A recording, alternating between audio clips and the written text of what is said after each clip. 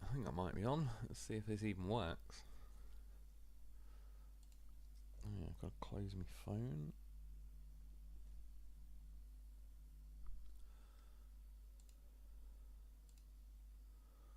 Well, it's found it apparently, so that is a good start. Is it on my phone? It apparently is. It's sounding good. Unfortunately, I've had to resize the window again. I need to get a second monitor so I can move like the chat screen over. I've just tried it on my phone though. If you zoom in a tiny bit on the screen, it basically fills the entire screen back up. For some reason, well, I suppose really I could shrink it like over to the side, but it made the aspect ratio all look weird and stretched, so then I've had to kind of shrink it vertically as well to sort of get it back to a yeah, something that looks normal.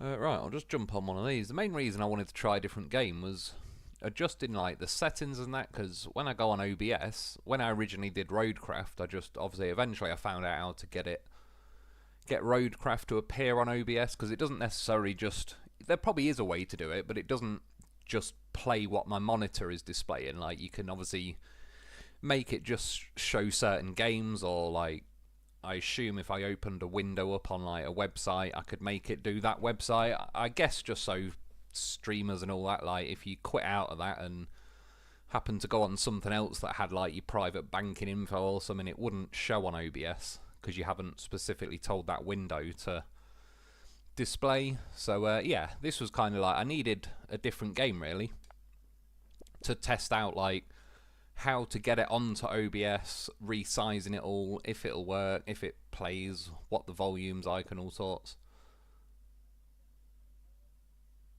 I suppose we'll just go on this for now.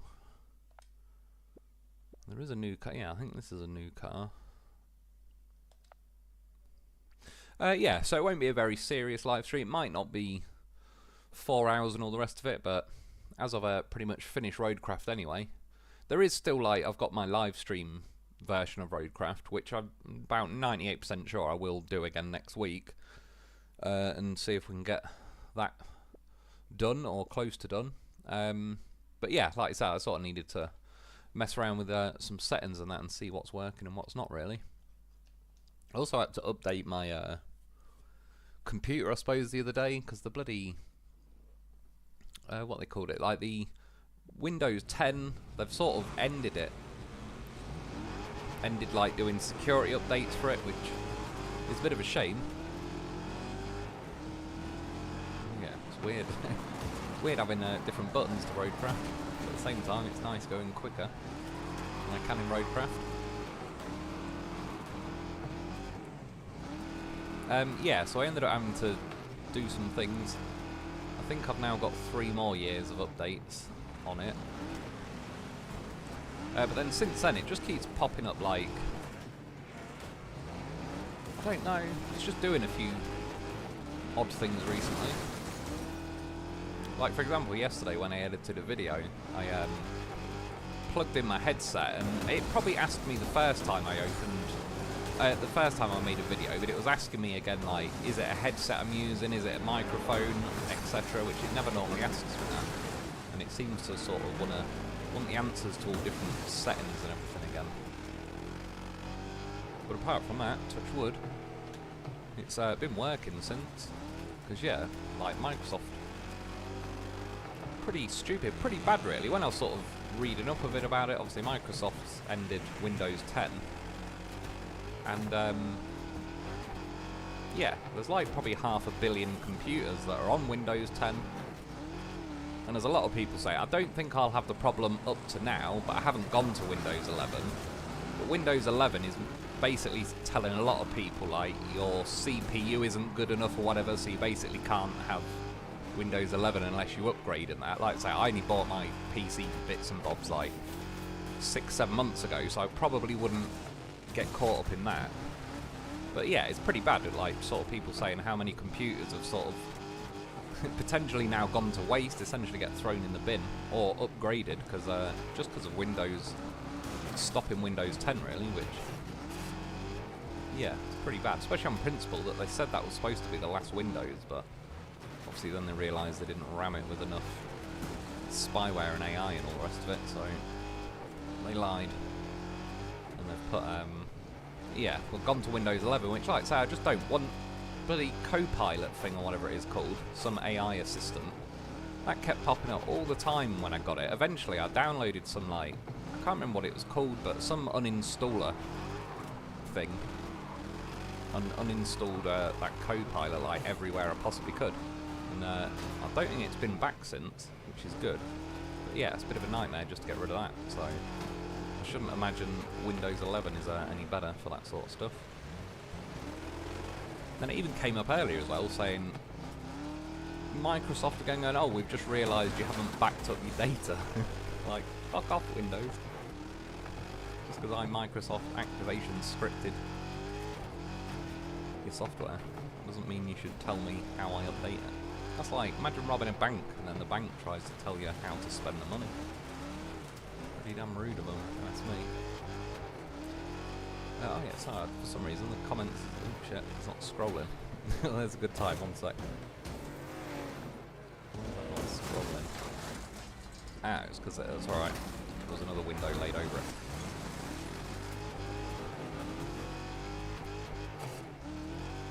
Why press? Did I ever have like a lap? Did I have any? God knows, now I'm hitting the wrong buttons. I don't know how to get out of that setting.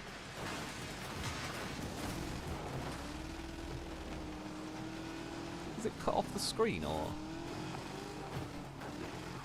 Sorry, I've changed the camera. That's probably better. I didn't even notice if at the beginning I even have. Like, normally I could see laps. Sorry, 1 sec. Well, it says continue there, so buttons are appearing. Kenneth Russ, Wolf, Hopeful as well. I'm not too bad, cheers, dude. How are you doing? No SnowRunner tonight. No, not tonight. Again, I just needed, like, yeah, a bit of a mess around stream to test around with some settings. I'm going to go to SnowRunner pretty soon. It's more like, once I get to SnowRunner, I know I'm going to be, like, flat out on that again. So I'm sort of, yeah, kind of chilling for maybe a week or something. I don't even really know what I'm going to do. Yeah, like this week and that, because like I say, I've finished Roadcraft now. And again, I'm gonna go to Snowcraft, no, SnowRunner sooner or later. Yeah, it's a bit like, imagine if you've got a new game and you want to go and play it, but then before doing that, you're like, right, I've got to tidy up, hoover up, do the washing, do all your other little chores before you get to the main thing. It's sort of like, I want to do a little bit of mess around before I'll be, when I'm on SnowRunner, I assume it'll be pretty, like quite a lot of videos, I'm assuming. Is that Dumazipilaki? I probably butchered that name, apologies if I have. Recently bought Flat Out for Steam Deck and had a nice time. I vaguely remember that game. Yeah, I'm sure I've played Flat Out. I assume it was back on consoles like a good little while ago. Again, some of the older games are sort of doing better than a lot of the newer games, I think. So like at some point, I've not got it yet, but I wouldn't mind getting like Oblivion remastered. Do you know what, let's have another go, because I don't even know. Right, I don't know where all my lap times and everything are. It says early access in the bottom corner, so that sort of implies it's not cropped it off anywhere. But I don't know if I pressed a button that got rid of it. I'm gonna have to press some more buttons, but it might. No. Oh well. Still see the race, so to start. But I've tried pressing about every button there is, we don't want that one. Yeah, I'll try some other tracks in a minute. I'll just quickly jump on this one while I get started, get my bearings.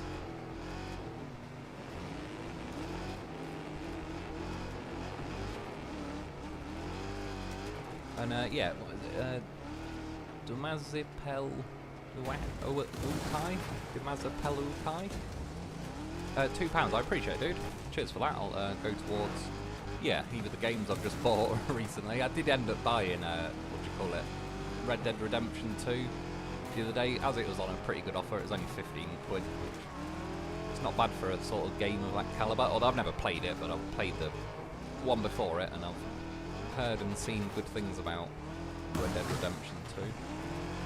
But even with those games, it's not necessarily like I'm going to start playing it and do daily videos of that. I just want to find some sort of different kind of games to mess around on as well at the same time, really. Blow off a bit of steam on them. Squared Client 5, good to see you again, man. I appreciate it, dude. Cheers for popping in. And yeah, like, they've added a couple new cars and a couple of new maps to this. This car, I think, being the main one. There is another little weird front-wheel drive one, but I remember in Wreckfest 1, I don't really like them as much, because they, I don't know, they seem to understeer. Like, I like rear-wheel drive cars. They behave more naturally. Flick the back end round, drift around a corner. The front-wheel drive ones are potentially rapid, but they just, I don't like the way they drive, in this game in particular.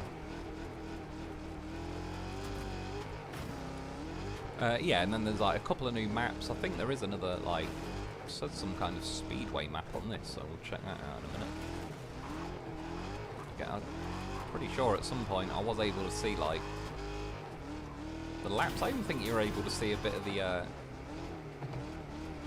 what do you call it, like the map, because then you could see if you're about to hit people as you're crossing that section.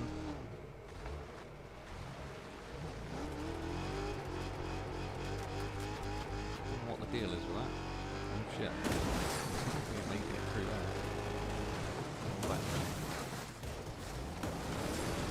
Nice thing, I've not used it yet on this playthrough anyway, but you can press square just to reset your vehicle, which is quite nice. So if you do get spun around, then it's like an annoying bit. Hit square, saves all. Square Client, yeah, the screen is all wonky. What's it like? It should just be shrank down a bit, essentially. Like, I know what you mean though, it's sort of cut off along the bottom and everything. Again, it's because I've got OBS, so like your comments and that I can read now. I have to basically shrink the screen down on my monitor so I can also fit OBS at the side of it so I can still see the comments and everything. Otherwise, I could go back to full screen, but it will just completely, obviously, fill my monitor. And then, it's mainly the comments, really, but then I won't be able to see any of OBS, and I won't be able to see what anyone's commenting or anything, so... Unfortunately, I've sort of got to do that unless I get, like, a second monitor. And then I should be able to move, like, just all of OBS, really, over to that monitor. And then my main monitor I can have as, like, full screen, so it shouldn't be like that, like, forever, but unfortunately for now it's sort of the same with Roadcraft, really, although Roadcraft I only have to, like, scale it back horizontally a bit, and it seems to sort of recorrect itself with the aspect ratio and all that, and it seems to look alright. This one just looked all stretched and weird, unless I also made it, like, yeah, less tall, I suppose, as well, sort of like shrink it down both ways.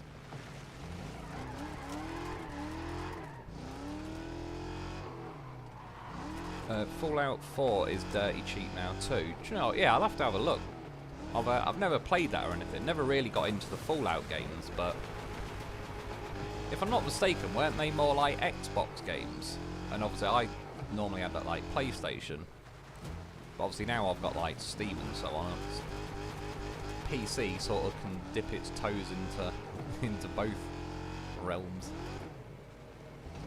Or maybe it's not even like Xbox kind of exclusive these days. I wouldn't really know. But yeah, it's one of those games. It seems to have endured for quite a while. I've heard some pretty good things about it. I've heard it's buggy, but isn't it Bethesda that make it? Which they make stuff like Elder Scrolls Oblivion, which yeah, I really did like that game. Despite its bugs, it's still...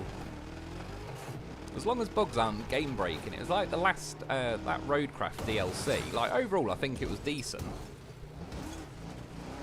But towards the end of Contamination, I was getting hit with some glitches, and then as well towards the end of Washout. And that was definitely killing it a bit. More that they were, like, bugs that... I mean, on Contamination, it made me do all the barrels again, which was if I had a choice of one mission I really wouldn't want to be forced to do twice, it would have been the barrel missions. But then once or twice, obviously I got stuck like with that pipe that wouldn't get out so I could replace it, and yeah, like when it's game-breaking hiccups that sort of stop your progress, it's pretty annoying. I don't mind in like Elder Scrolls Oblivion if, I don't know, there's some weird glitch, or yeah, Fallout or whatever, if it's a Bethesda game. They seem to, glitches are sort of part of it. But they end up being a bit of a character, I think, of some Bethesda games, instead of like completely breaking it and ruining it. I was pulling to the right quite a lot, trying to read comments. Justin Lynch, hello, how's it going, dude? Good to have you joining us. Again, just a bit of a, yeah, chilled mess out stream, mess around. I don't know why I can't talk. I seem to be just inserting random words into my sentences. I think my brain is about ready to be cooked. Some kind of brain worm going on. Squared client, do you have to pay for OBS? No, I certainly haven't anyway. I don't know if there is a paid version of it, but I just downloaded it. I actually updated it like just before the stream as well. It only took like 10-20 seconds, but yeah, it's been free, which is pretty good. I think that's probably a big reason why it seems to be like almost, you know, where like, I don't know, Sellotape is called Sellotape because that was the company, or Hoovers are called Hoovers. OBS seems to almost be like the word now you just use for like the streaming thing. It seems that popular. And yeah, I assume it is because it's free. It's like that DaVinci Resolve that I use for editing. As much as it's a pain in the arse, the version I've got is free. And I think that's why it's still pretty damn popular, despite the fact that it does seem way too over-engineered for its own good. I just heard someone cough in my left ear. I don't know if that was on the game or not. I can't think. I should be the only one in my home, so I hope it's not someone else in it. Sounded like it was on the game though, but it's a bit of a weird sound effect to hear. Shit, who cooked it? See, square. No, my luck, that's probably the guy in first place, even though I really don't know why the stuff is missing. I don't even know how to figure out why it's missing.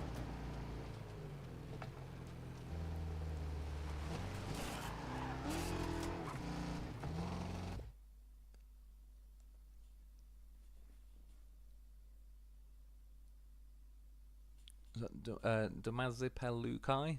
Again, I might have said that different each time, but apologies if I said it wrong. Or you can read comments on your phone. That's true, but then I have to really like look over from the screen. At least with OBS at the minute, it's literally just to the left of my screen. But I know what you mean. That is like the backup option if all else fails.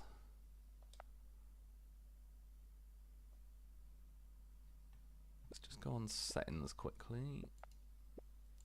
I don't even know, like... Oh, maybe it's that. Show HUD, which I believe stands for head-up display. That's probably it.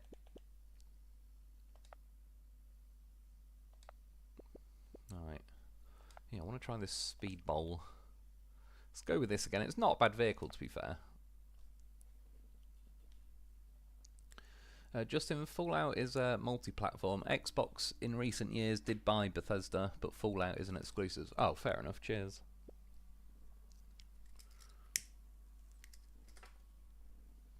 I remember, I think Fallout 4 did have some bugs, but wasn't it Fallout 76 or something that seemed to be the one that was like, got memed on a lot for being full of bugs?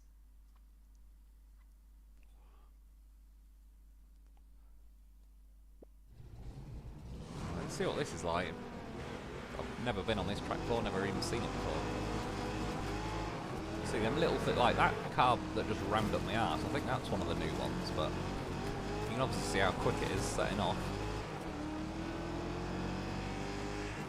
You'll need to add like a massive oval track to this game. This one's a start. Oh, I'm gonna do that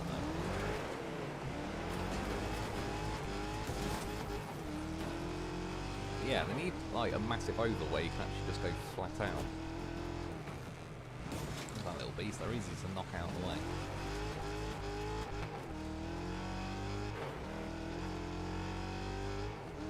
Oh yeah, there we go, 14 out of 24. That's what we've taken to do. Oh, pretty handy, little beamer. It's actually the shape I'm not too keen on. Well, they're alright, but like the older shape beamer's better. Well, to be fair, I think that's the E46 chassis, the E40, like the most wanted M3 GTR. I wouldn't say no to one of them. Pretty damn rare car, that is. Well, the proper GTR thing is like unicorn rare. I think they did make like 50 road-going versions or something. Probably worth quite a bit these days.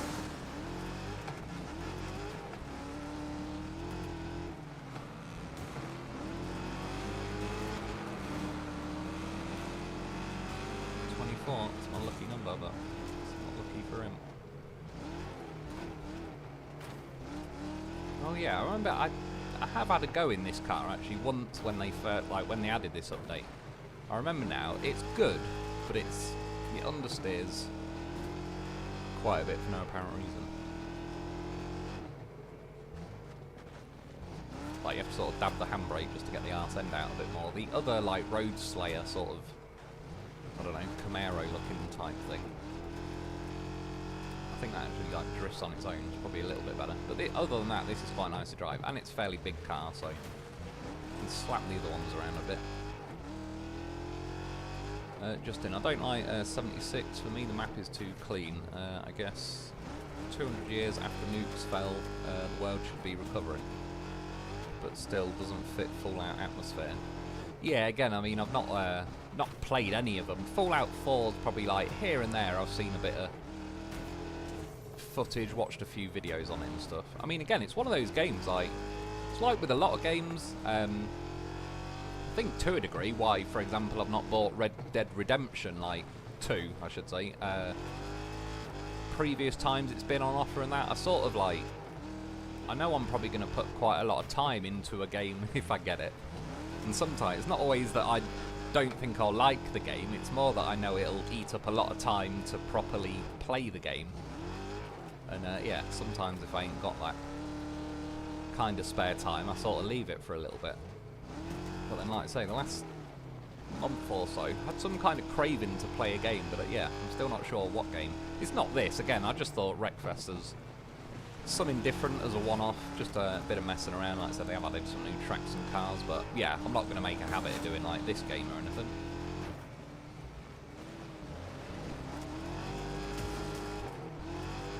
But yeah, Fallout and that, I'll have to try YouTube some videos, see what's going on in them.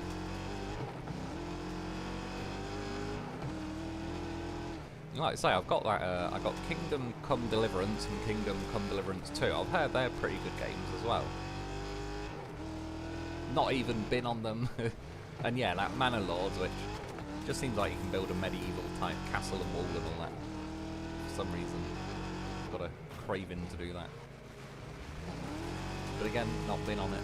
And then yeah, Red Dead Redemption 2, which I've also not been on. Just because, like I say, I just know once I click it, it's a bit like a similar thing, but I am going to go on to SnowRunner.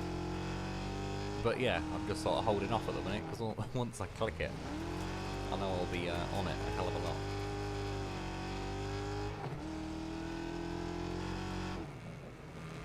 Which at least, like, I played Wreckfest the other week and that, and I made a video on it, and then I think I only played once more after that when they added, because it just said in Steam it needs updating, and they added some more stuff. One thing I do like about a game like this, it is just, especially at the minute, because it's like an early release game, they haven't even really got a career mode or anything on it. So it is basically very like pick up and play, because there's not much.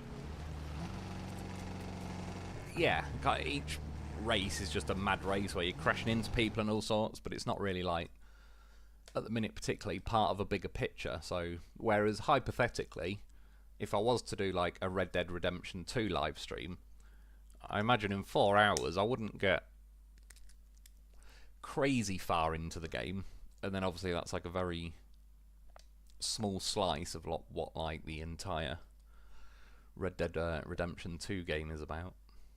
Right, let's have a look at some different tracks. What else have we got? I think Cannon Hill might be new. Let's investigate. Partly sunny, yeah. We'll clear midday. 8 laps. I've put it up to 8 laps because I tend to find in this game, like, I like crashing in it, but if normally it sets you to only like 3 or 4 laps. And if you're only on 3 or 4 laps, as soon as you have one little mad crash at the beginning, the leaders all sort of race off, and then like you've pretty much got no chance of even though you're gaining on them each lap, they just end up 20 seconds ahead in like the first half a lap. And then yeah, you either have to spend the rest of the game like avoiding all crashes to even remotely have a chance of getting near them, or hope they get in a crash. But 8 laps kind of smooths it out a bit to where you can still afford to a bit of Robbins racing and all the rest of it. Good launch, apparently. Yeah, but then you can also chase the leaders and have enough time to catch them up. Apparently I have been on this track before, but up to now I don't recognise it. Oh yeah, in fact, I do now. I remember this stupid corner where they all do this.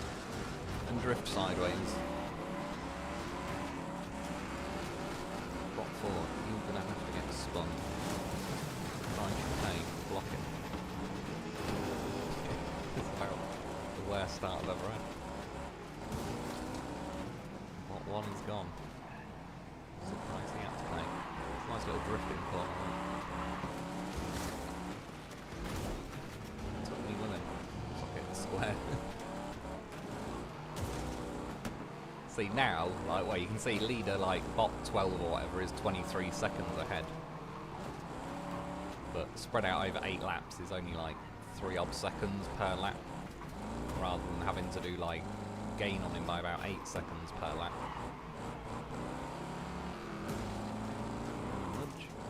So yeah, this vehicle's lighter, they're able to spin me easier. That other vehicle I was driving a minute ago. A bit harder to get the back end out, but a bit more weighty to shove everyone else around as well. I don't fancy my chances of coming first on this one. That guy's spinning me out. He's got no weight.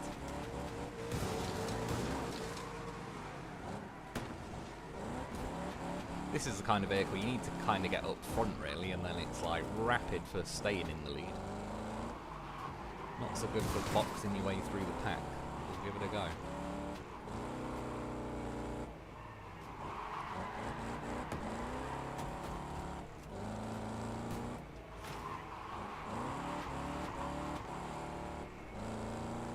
I mean, I assume at some point they will have like a career mode and that into this game.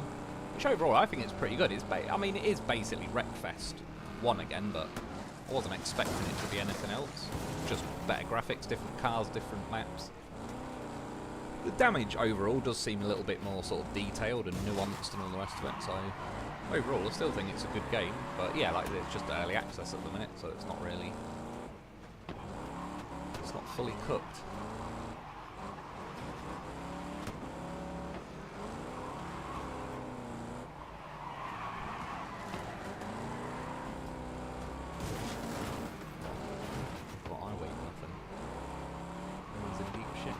See, now the leader's 32 seconds ahead. I don't know how he does it. Well, I do, because it's like AI just drives the shit out of it when he's at the front of the pack and he's got no crashes going on. Absolutely drops the hammer. That corner went nicely. Apparently took 5 seconds off. It's more like it.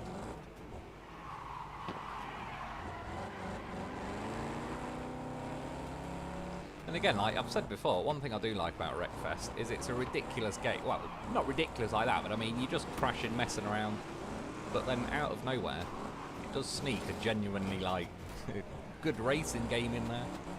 That's actually, like, you can pay attention and hit the corners really nice and get good lap times and all the rest of it, or you can just dick around and smash into everyone and not really care what place you're in.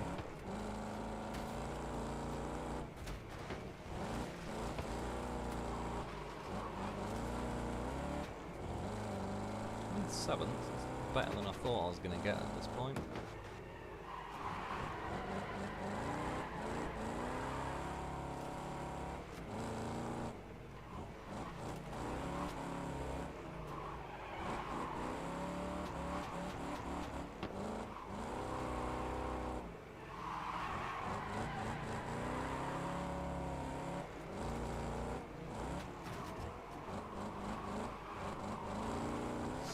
don't think I'm going to catch the leader on this one. To be fair, I did crash like a hell of a lot on the first lap or two.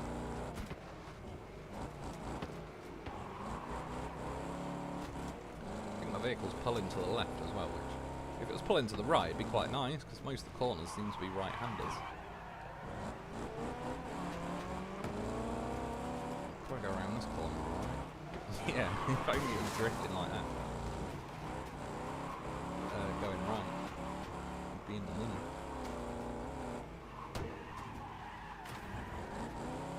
The handbrake solves it though. But, Bill Ray, hello, new to your channel. I appreciate it, dude. Cheers for joining us. Like I say, this is normally, well, I'd say Roadcraft. I've done Roadcraft now. Although I probably will do Roadcraft next week. Most likely, because I've still got a bit of a washout to finish off. Yeah, Wreckfest is... you joined at an unusual week. But no, I appreciate it, man. Hope you're enjoying it so far.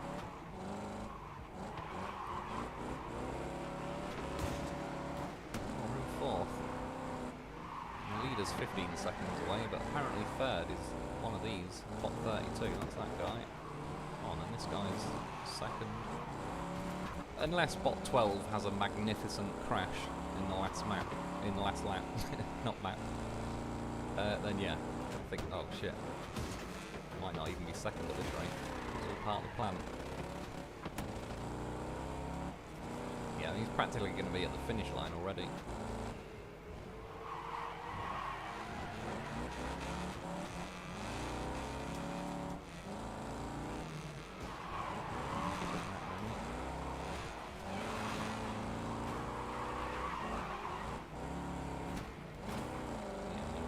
Finished. Wasn't to be. It's still second, not too bad. Might change back to that other car. See if we do a bit better ramming into everyone. It'd be nice if you could change the car from here. I don't believe you can. No, I think you sort of got to go out and then load back in. Justin, I also don't like the online focus. I like my slow motion VATs. What's that? I wouldn't even know. I don't know what that is. But still, I do agree though. Games that go more to an online focus, I'm roughly speaking not as keen on either. A bit like, I mean, with Grand Theft Auto 5, for example. Yeah, I think they could have done a lot more for the single player mode, but they obviously kept updating it in the online mode. But they wouldn't add it to single player because they just knew people like me would just play single player and then like not. They were trying to force me like I have to go online to have new content. And yeah, I quite like single player games where you just dick around at your own pace. An exception to that was something like Call of Duty, but at least with Call of Duty you could kind of like, funnily enough, a little bit like how this Wreckfest plays out. You play a game of Call of Duty, you can play one game or 100 games. Once you've done one, it's kind of like you're done. You can go back to the main menu, you can either carry on or call it a day. You know what, I'm just going to restart the entire race because that was just terrible. Bill Ray, what does it say? Thank you for the live streams on Roadcraft, been really interesting and I've been following along. Yeah, I appreciate it, man. I've missed out a little bit of the end of Contamination on the live stream thus far, at least. I have got videos on it, like if you need to see like how I did a mission and all the rest of it. I mainly missed it because, yeah, with the chemical barrels and the glitches, like, it's bad enough making videos, but getting stopped mid-live stream by a glitch is pretty much like a nightmare, because, yeah, at least making videos, I can sort of make a video of what I've got, and I've got about a day to figure out how to work around a glitch that's kind of stopped me, whereas, yeah, in the middle of a live stream, it just ended the live stream, basically, at that point.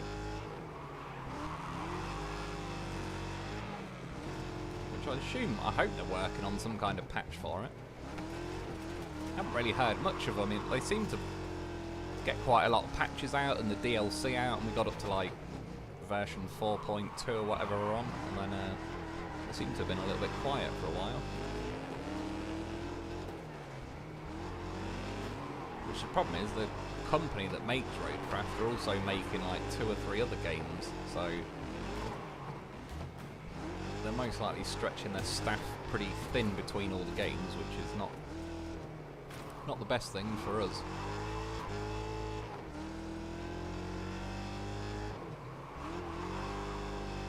But overall, like with Roadcraft, it was doing my head in a bit at the end, like I say, with all the glitches and all the rest of it, but overall, definitely a good game, I think.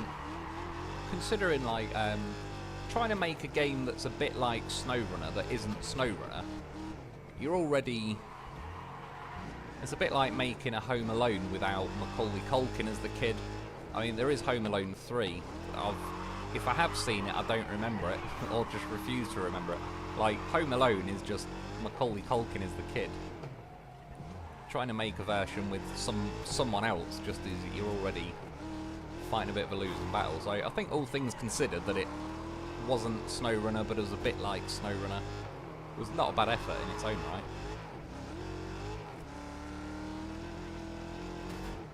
But yeah, they just need, I don't know, a few more staff members to tidy up the edges, really. There's a few, yeah, little bugs starting to show through, particularly on the DLCs.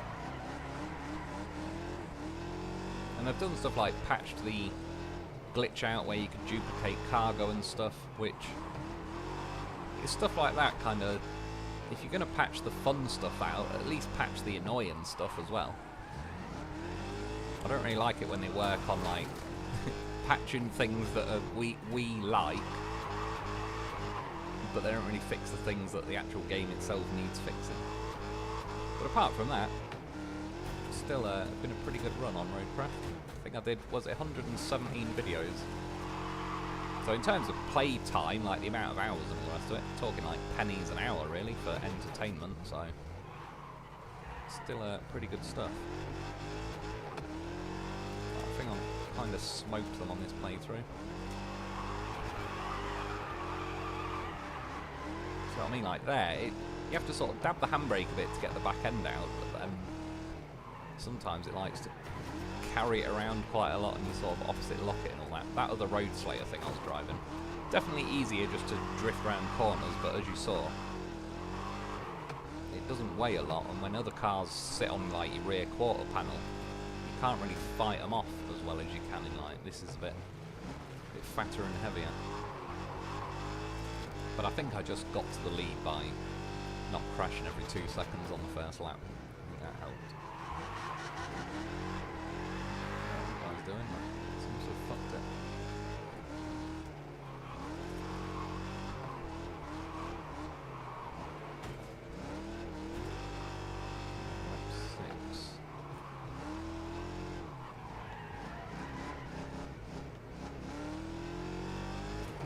Rotax, $16.99.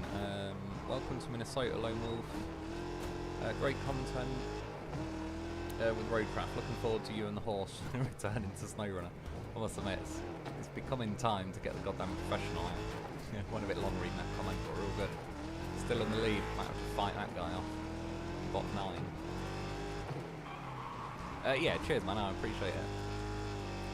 Yeah, it's gonna be good getting the old loaf back. The proper loaf, full fat original OG loaf. Some new trucks to park him on the roof of.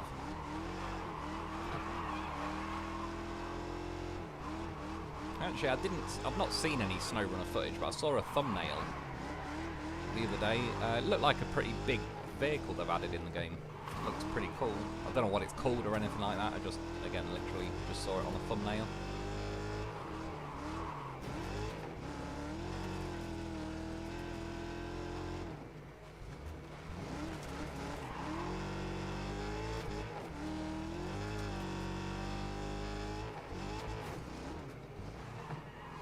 this. I'll go on the Bone Breaker. Try that one out. That's where it sort of forces everyone to fly at each other, which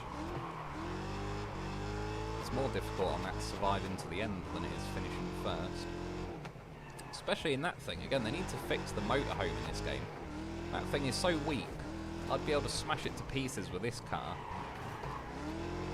And it's a slow, boaty mess, which I like that it's a slow, boaty mess, because it should be in a game like this. But it should be stronger if you're going to have the sacrifice of driving a slow, boaty mess.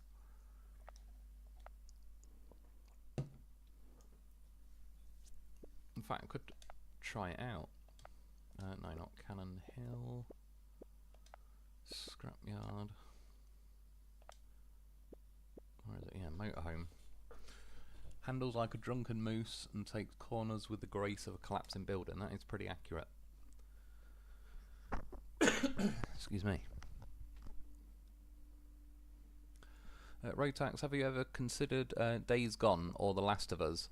The Last of Us rings a bell. Is that like some zombie sort of thing? Days Gone, I've heard of it. I wouldn't even know what game that is or anything though. Again, yeah, potentially.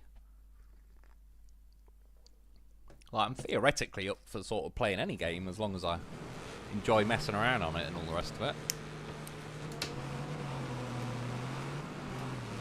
It's just a case of getting the games in the first place and then, yeah, getting the time to... It's like those games I bought, the Kingdom Come Deliverance and Manor Lords and Red Dead Redemption, all that. I've just not had any time. I did the exact same thing that guy did. Because I've been doing Roadcraft and that, that's why I've literally just not even clicked on them, because I could probably get, you know, half an hour on one, but I assume with a game like Red Dead Redemption 2, half an hour's not going to go very far on a game like that. I got murdered. So you can murder people pretty well. If you hit them with the front of the vehicle, it's not too bad, but as you'll see at some point, someone will hit this big camper van thing on the back and it absolutely annihilates your vehicle. When in really, you could smash the whole thing off and it'd still be a van or truck, whatever the hell it is. A van, I suppose, camper van, motorhome, whatever. So you're going through there. I still lost 13, but you see, because probably I got hit in the side. Shit.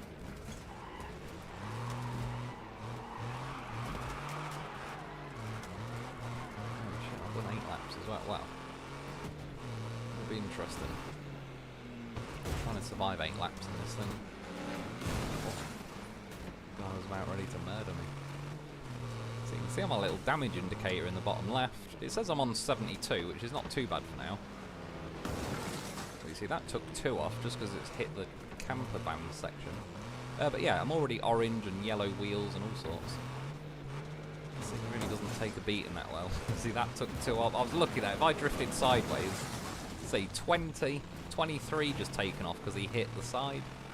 It's just too weak. For what it is, it's not worth the sacrifice, really. I do like, though, considering it is a motorhome, whatever, it still accelerates, not quite as quick as like that car or whatever, but probably not as bad as a real-life motorhome would be. Let's make him hit him. Shit. Made that gap somehow. Guy dressed in an American car. Well, watch out for them ones. Goddamn professionals at banger racing. Yeah, see, now half my vehicle is already blacked out, like it's as dead as it can be. See, just from flopping on my side, I lost like an extra. I bet it's just, yeah. Hit reset before someone plows into the side of me and deletes the last 20. But as you can see, I'm on lap 4. Oh, shit. Yeah, vehicle's not healthy. Plus, I've still got the tread on the 2 front tyres. They're probably not long for this world though, because they're both red. One good thing they did on this game though, as long as you hit the jumps alright, you don't lose any health landing on the other side. Which for a game like this, it needs to be set like that. remember on, I think it's even Wreckfest, sometimes you'd land and take some damage that's a bit like, if you're doing 8 laps or whatever, that soon racks up just landing. See, that guy just took 3 off, and we didn't like, he didn't deflect me or anything, he just skimmed the paintwork down the side. Didn't even move my vehicle. And to be fair, the arse end isn't looking the healthiest. Oh, it's not turning well, I bet one of the treads has gone. Oh, no, it hasn't. I don't know why, it just pulled to the right really hard there.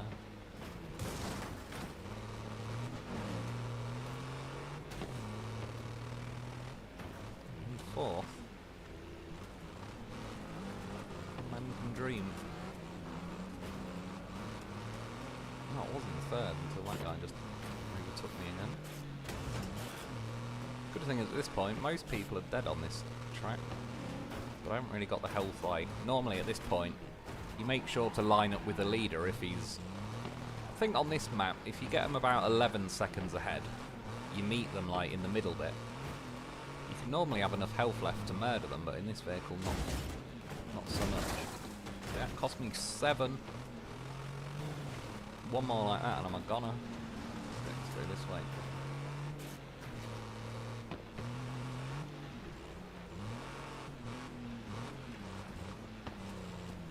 Yeah, and at least with the tyres off, it still drives like you could theoretically still win, which again I think is a good move because on Wreckfest, once you lost a tyre, it just made the vehicle so much slower and everything that it wasn't really.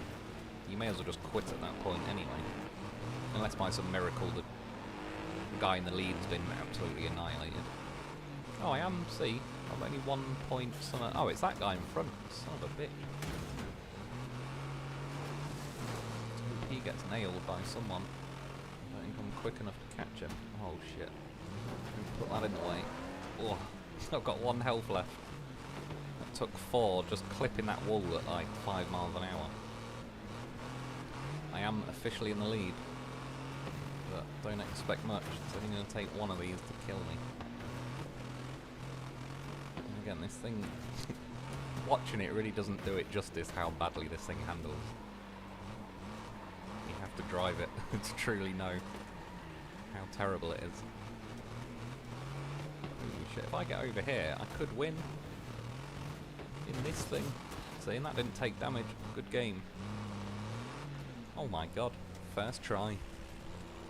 Skills to pay the bills. Justin Lynch, when you aim in Fallout using VATS, you get this targeting system. It puts the game into slow-mo and lets you target a body part shooter. Oh, I do roughly know what you mean. I think I've seen a video about, like, yeah, does it sort of list how much damage you'll do to each part of the body if you shot it and so on.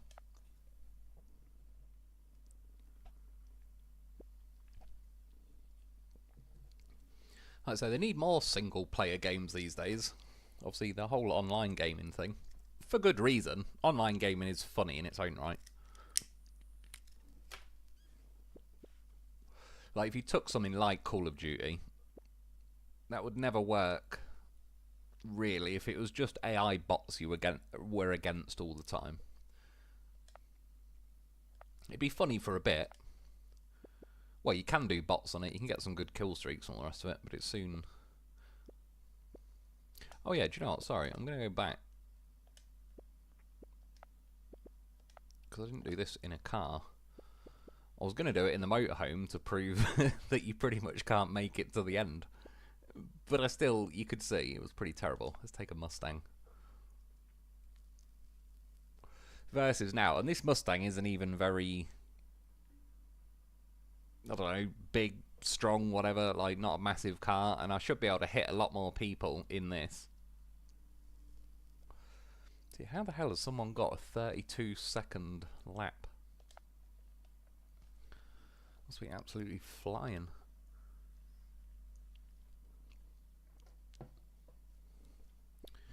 Sometimes you even get a bullet camera shot, yeah, I quite like that sort of stuff.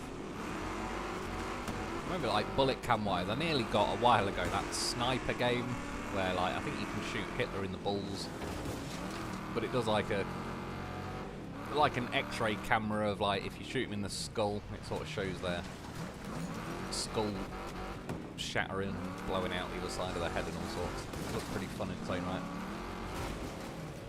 Well, that is not good. Well, these lots heading my way. Turning round's the hardest thing in this game. When you spin in a section like this, you may as well just let everyone hit you and hope you face the right way. But again, I'm only on 87. If I did that in the... that man drove at me.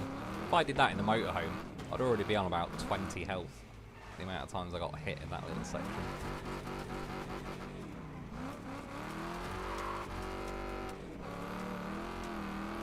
Really pulling to the right quite a lot. Aircraft people.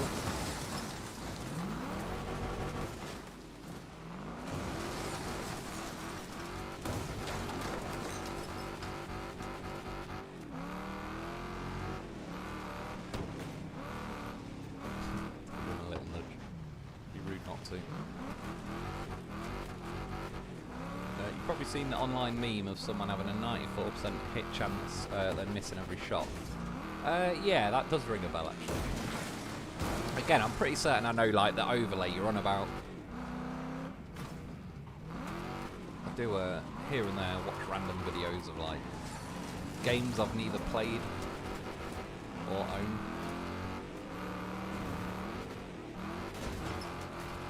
I think that's what made me in the end buy like that Manor Lords game, because I was watching someone build a castle and all that, and I was like, that looks pretty good.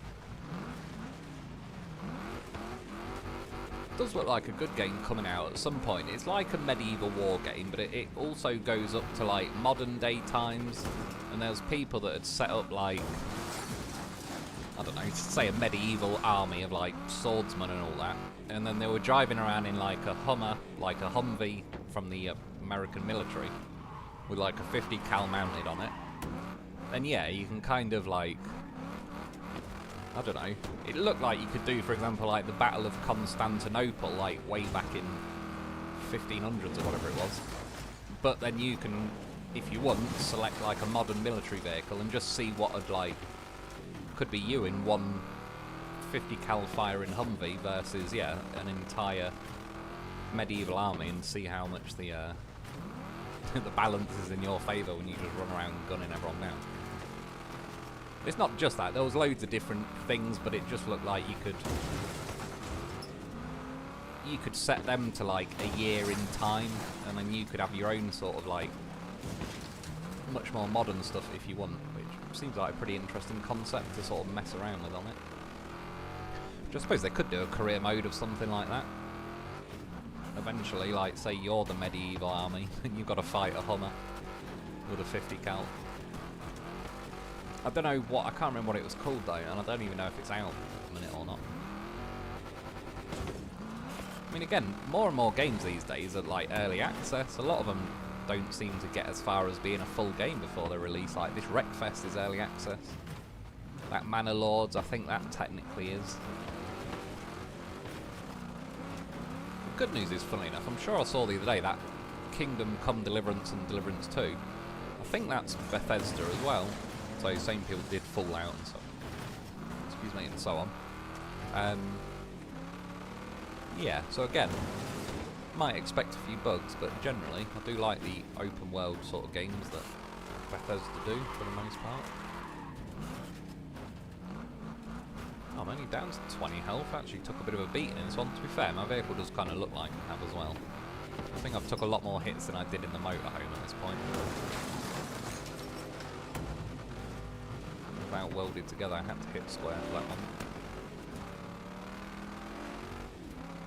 7 life, health, whatever left. Oh, I'm in third. Fucking hell, look, bot 6 is like 22 seconds ahead. To find him, he's near enough going to be lapping me at some point. Keep an eye out for bot 6. If I see him, I'm going to ram him. There he is. Oh, you son of a bitch, couldn't turn in time. Ended up killing myself on a cargo container. Get him next time.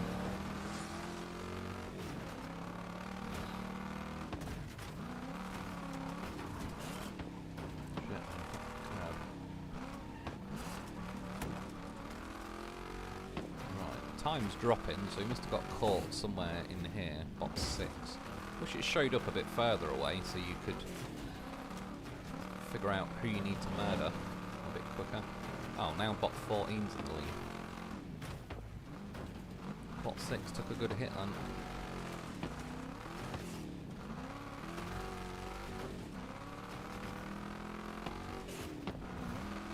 Should roughly be coming back this way if he's that sort of time ahead. 14, where are you? Oh shit, well, there's a 10. I don't even know what place he is. God knows.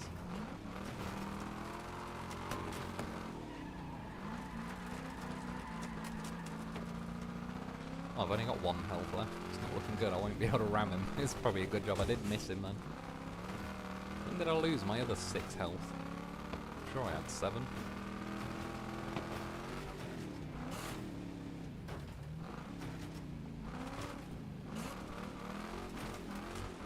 So, she's not the healthiest car. So, typical, motorhomes are goner. To be fair, I think most people are at the minute. Not seeing these bots 6 and 14 though.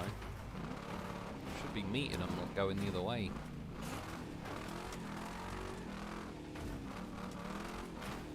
Oh shit.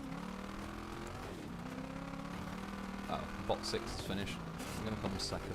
I actually did better in the motorhome somehow. By some miracle. Might have one more go. Justin Lynch. Sadly, the light of the days of super trucks is over in SnowRunner. The new truck is big, but its engine's weak as fuck. Oh, is it? It's a shame they keep killing it that way. I sort of noticed recently, I don't know, it's sort of, it might be paranoia, but I think in Roadcraft they've sort of dialed back on them a little bit. I don't know if it's just me, but in the past week or so, a few vehicles have felt particularly sluggish. Doesn't necessarily mean they only just tweaked it in the last week, but I think a few vehicles I don't drive that much. But I also think the DLC, washout and contamination, I think the terrain was purposely sort of coded to be a bit more difficult and slow. Because then when I tested the gearbox out and went back to like one of the original maps, yeah, it felt a little bit more freed up. But just in general, yeah, it's a shame really, because again, there's no end of like YouTube videos, for example, if there's a 4x4 type vehicle driving through the sort of terrain there is on Roadcraft, SnowRunner, etc. There's plenty where they're absolutely flooring it and the engine's going mad and they're slamming their way through the terrain or whatever, versus like not everything's going 1,000 RPM and ticking along at half a mile an hour. It's sort of nice really, the mods people were doing in SnowRunner, just to, obviously some were a little bit OP, but it was still nice to feel like what an actual top-end vehicle could be built to fly across the terrain. Whereas yeah, they seem to like to make everything quite slow on SnowRunner. I think that's partly the reason why I wanted, like, not specifically this as such, but have a game that's a bit more fast-paced, something else sort of going on, than being forced to go half a mile an hour a lot of the time. I still think SnowRunner's definitely still the better concept, because like, even knowing when I go back to it, each mission, especially if it's roughly like delivering something or you got to drive from A to B for whatever reason, there's a lot more ways to customise your journey on SnowRunner. On Roadcraft, it's good that they've expanded like the road building vehicles. I wouldn't say no to it if they added them in SnowRunner, so you could build roads on SnowRunner and that as well. But then it also kind of spread out the vehicles to where, yeah, there's only really, well, there is only one cable layer. The road building, so I mean, I suppose there's 3 or 4 or 5 or whatever dump trucks, although half of them are not really very useful. But yeah, I mean, the steamrollers, they're basically the same thing anyway, and there's only 2 of them. The pavers, there's 2 of them.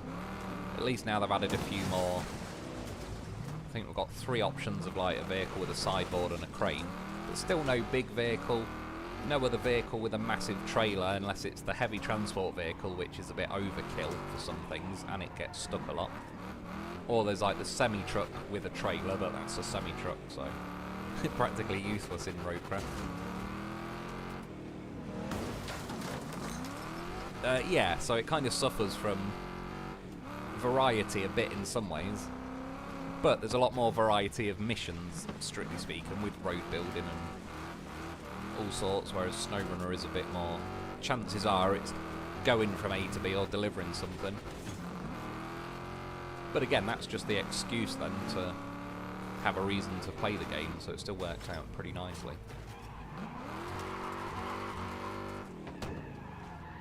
And all the mods. I assume there isn't as many mods being added these days on SnowRunner as there was.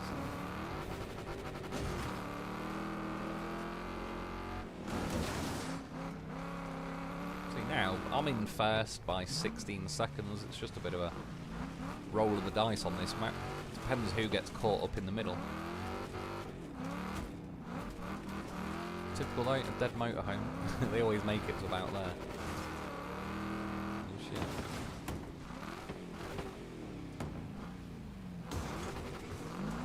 Square it.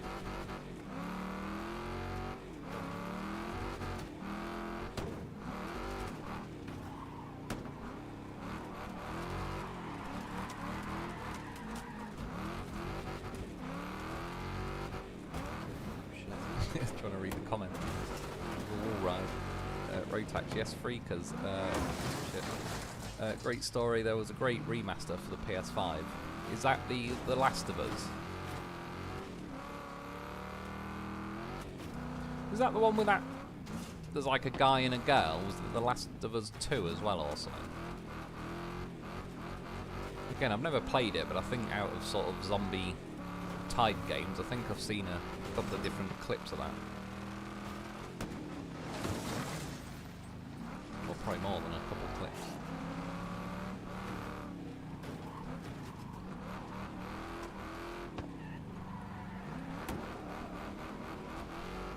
Justin, Wreckfest needs to bring back the school bus and the semi-truck. Yeah, I definitely agree with that. School buses were pretty funny. And yeah, they're like the big rig semi-truck things as well. And hopefully they actually make them stronger. I mean, you'd think already by now they would just add one into this game. If they've already got this game and all these vehicles, it couldn't be that difficult to just slip a school bus in there. I mean, they've already kind of got it designed on Wreckfest 1 as well, so surely it couldn't be that difficult to practically copy and paste it. Although I say that like I know what I'm doing. I wasn't even able to split the screen while I was editing the other day. I really don't know what I'm doing on computers other than the very basics that I've figured out so far, but as for just about everything else, yeah, I really don't have a clue what I'm doing, so I'm probably not one to talk. I couldn't add a school bus. I couldn't add a picture of a school bus to that building if my life depended on it. But I'm also not a game developer, so fair's fair. They are. Right, well, I think that one's in the bag.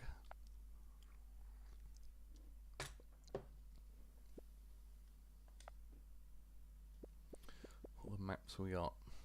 What's this one? Let's try this one. Let's go reverse. Bright day. Could go for a beamer. Okay, let's go beamer. Yuppie power.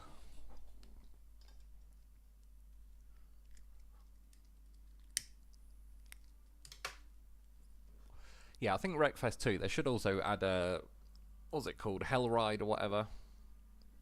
Even though I know it's, at that point, you're pretty much copying and pasting it from Wreckfest 1, but still, there's a pretty legendary map on this game.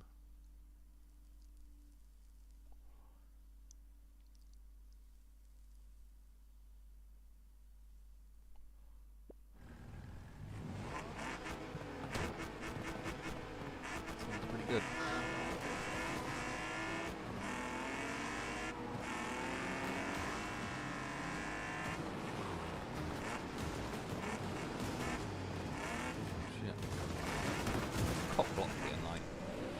reverse once you spin them, especially at the start.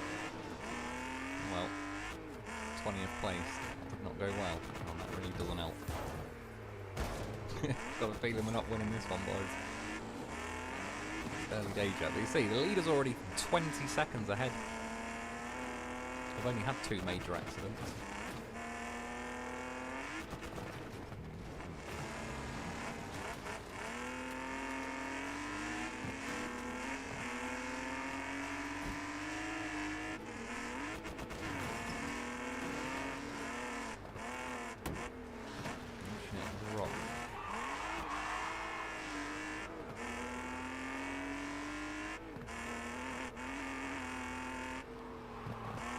Channel that in an M5 driver.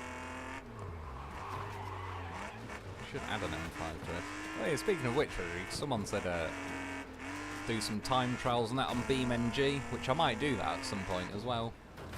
And funnily enough, I found a mod that added an E60 M5 to BeamNG, which is quite fun to go flat out and crash.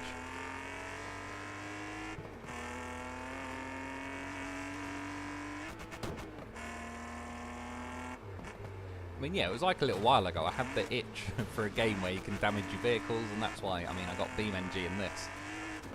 It's that kind of scratch that itch. Right, note to self. Do not cut the inside of that. It sends you flying up in the air.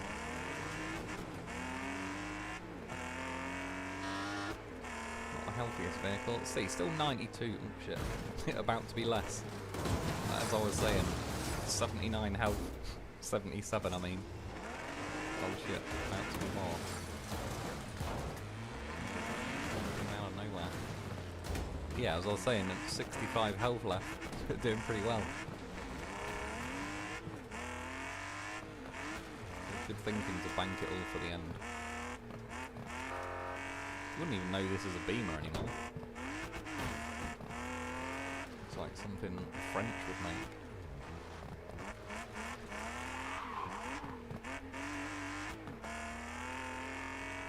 Doesn't handle like it used to as well.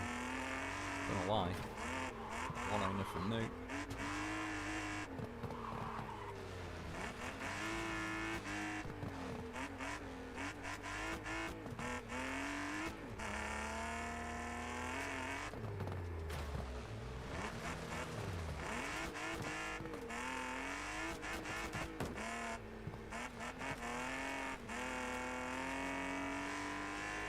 Run on him. I can either take this corner properly or ram this guy. I think I'm going to have to pick ramming this guy, but... Oh, we might be able to do both. Goddamn professional. He hit the barrier, right, don't cut this corner. Right, it's not even cutting it. Seems sensible, but... Also seems to punish you for it. Yeah, but look, now the leader's 40 seconds ahead. This guy's about ready to lap me. That doesn't help.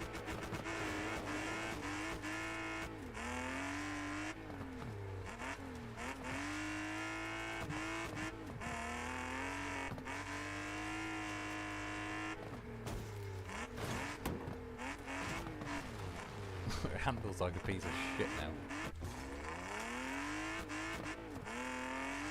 It's pulling to the left quite a lot, but once you steer, it doesn't want to go back. Well, it does when you go to the right. That's only because it's pulling to the left. Though.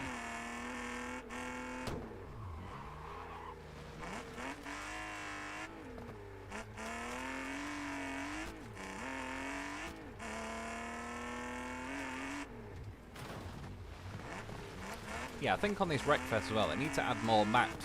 A bit like that Bone Breaker, where you cross over a lot more. Like this map, I've played it before, and I do think it is a pretty good race, this one. But as far as like, because it's quite a long drawn out track, like for example the leader's now 40, seems to be gaining all the time. 45 seconds ahead, but there's nowhere that I'm going to cross paths to ever hit him. And if he's ahead of all the rest of the cars, like he's basically just driving along at this point, and there's not really... He's going to avoid most of the chaos. Unless you get a few cars that have gone like pretty damn slow, but what's the best lap time I've done is 1:28. So he's like half a lap ahead, so he probably isn't catching up any of the slower cars for quite a while. Definitely not. I'm 23rd out of 24. It's terrible. It's probably the worst position I've ever been on this game.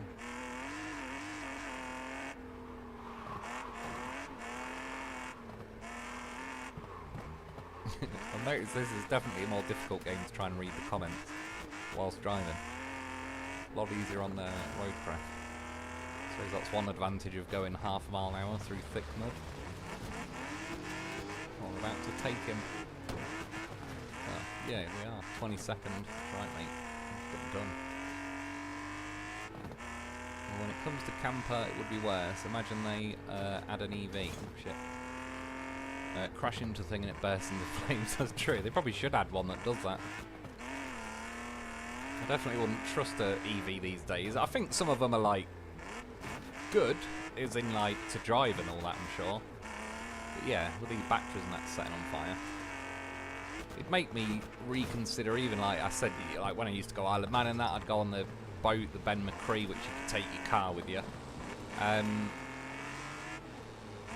Yeah, even like, I know there's been situations where I think a car has caught flames on like a car transporting ferry or whatever. I think various companies are also saying now, like they're banning EVs from travelling on ferries, because if one of them does decide to burst into flames in the middle of the ocean, you kind of up shit creek on a ferry, because putting them out, like, that thing will still be burning when the ferry sinks. But yeah, obviously it'll set all the other cars alight pretty damn quick. And yeah, it'd be a bit sketchy. But I'd be wary of it if I was on a ferry and I knew there was some kind of electric car parked in there as well.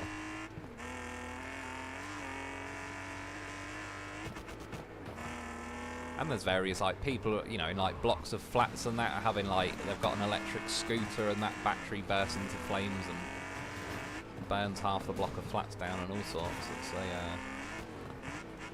I'm sure it's a small amount in comparison to the amount of them there is, but yeah, I wouldn't be too keen on it. I saw the other day a video of a guy that crashed in an electric vehicle and it locked all the doors and he couldn't get out and he burnt alive in it.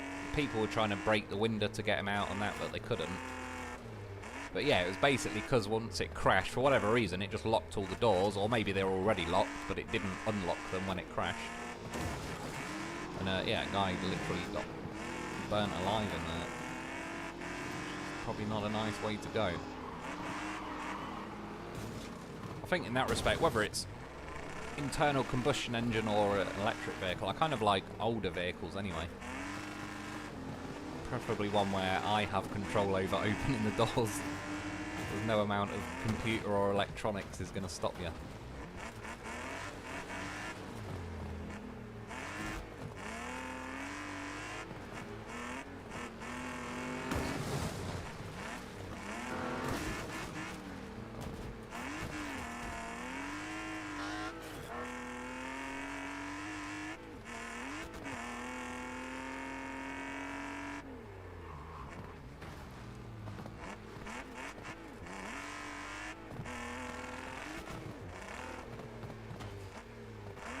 To be fair as well, I suppose in a game like this, if you did have an electric vehicle, one good advantage would be they weigh a hell of a lot. You'd probably nail someone pretty good if you smash into one of them, just before it bursts into flames.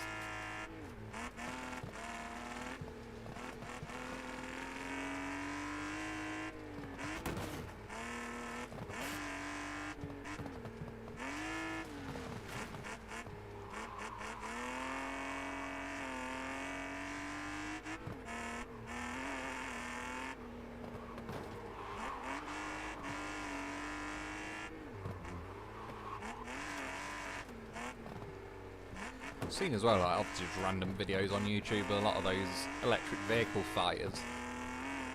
Remember back when they sort of first was starting, the fire brigade like were trying to put it out, and they don't even really bother anymore. They basically just let it burn because the amount of water or whatever they dump on it just seems to keep self-reigniting. I think even wasn't it that electric car that Richard Hammond crashed in for like Top Gear and that all. maybe the Grand Tour by then, that Rivian or whatever.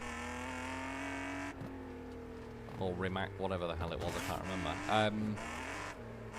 I'm sure they said that kept bursting into flames for like 2 or 3 days because all the different power cells within the battery kept kind of starting the next one off and so on and so on. So yeah, there was a bit of a sketchy side to it. But I've never even been in one like that. I'm sure they're pretty cool for like the torque and all that. But I would miss the sound of an engine, that's the problem. I'm a bit of a petrol head in that sense. But yeah, I'm certainly not anti them, but if I lived in a house that had a garage below me when someone was parking an electric vehicle, it probably would make me a little bit nervous.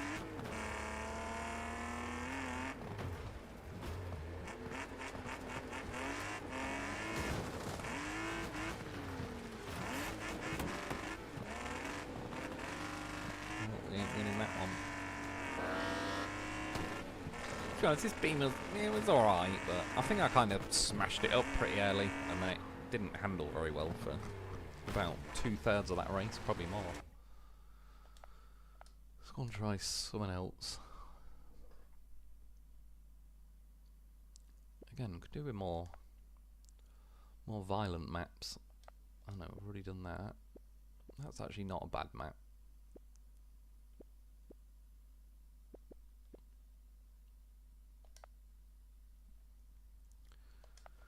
Give it a go.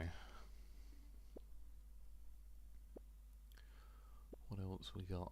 Let's try the rammer.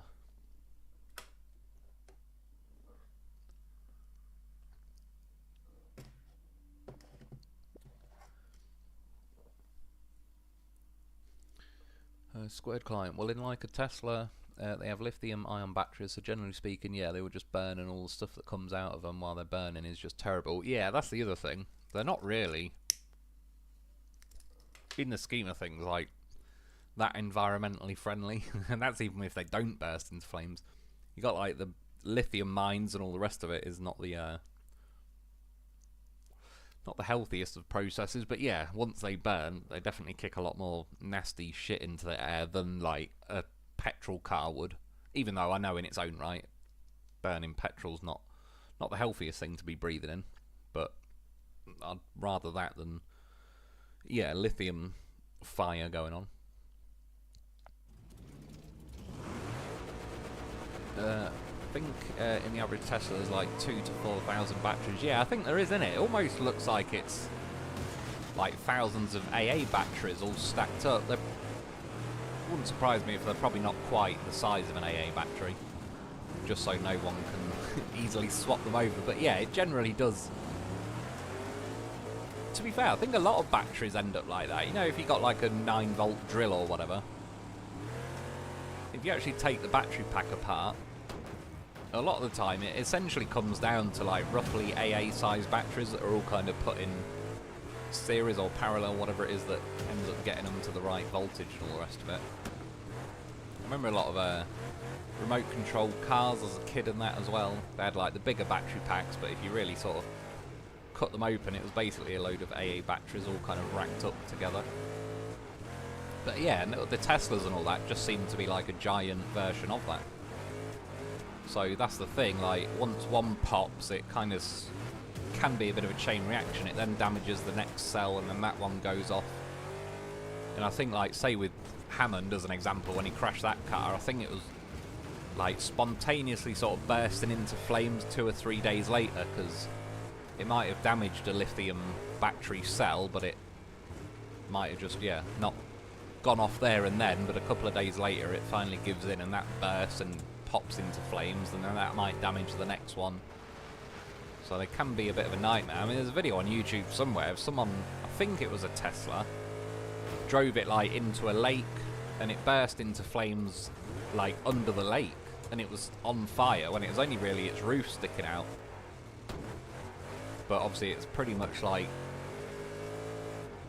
I don't know, sort of self-sustaining fire at that point. They can't really do a lot. I think that's why a lot of fire engines and fire brigades and so on have sort of gave up on trying to put them out, because apparently dumping sand on them is like about the best method, but even then I don't know if it necessarily stops it bursting into flames. It's probably just that the reaction's kind of going on under a big pile of sand, which is probably about as good as you're going to get.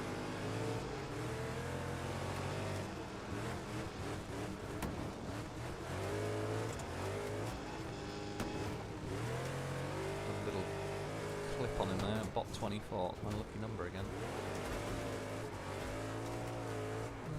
See, again, the leader, 15 seconds ahead. They need to tone it down a bit. It's not because it's difficult. Like, if I start this game and actually properly concentrated, the easiest way to win as such is just avoid a crash for the first lap. And then off doing that, you're generally, like, in the top 3 or something anyway. And then it's pretty easy to sort of get the leader and get in front. But, yeah, as soon as you have, like, one little crash or anything, he zips off so quick at the start that... Like I say, I think that's why I ended up setting it to sort of 8 laps. Otherwise now, say if this was 4 laps, it would already be over and I've barely had a chance to smash a few people up and figure out where I am. 6th place still.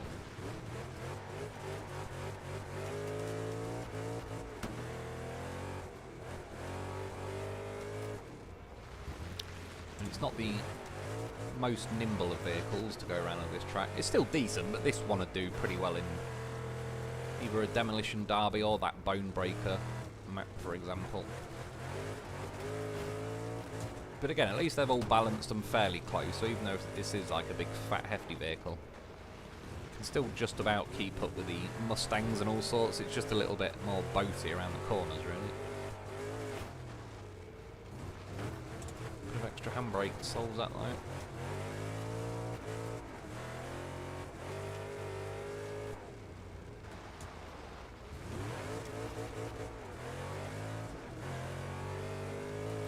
Unless bot 9 has a crash, this guy up ahead is in 4th. Should be able to get him by the end. But I also remember on this track, the AI are pretty rapid on this track. Even if you're lapping reasonably well, I'm still basically like the exact same place I was behind this guy an entire laps earlier. Sort of have to hope they make a bit of a mistake. A corner that a lot of them make a mistake on is this one. Now, a lot of them go wide into those trees, but apparently not at the minute. Plan B is just go flat out into a corner and see if you can hit him, like so.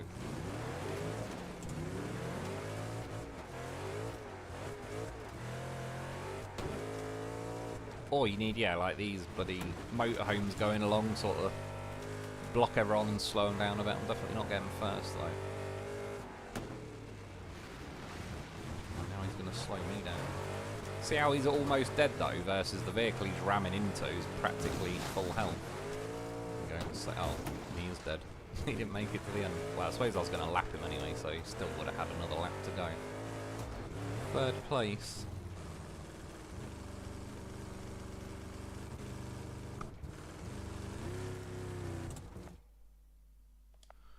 One more go on that one. Square client, yeah man, that's basically what they are, yeah, AA batteries. Yeah, it's pretty crazy. I don't know why, I just at some point assumed it'd be like a massive battery, but yeah, it seems a lot of big batteries are all just made up of shitloads of smaller ones.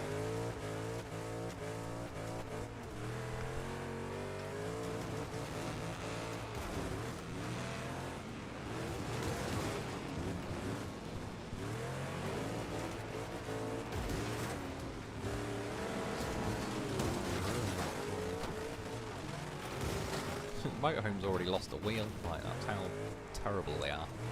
They just shouldn't be that weak for being a right unit of a vehicle.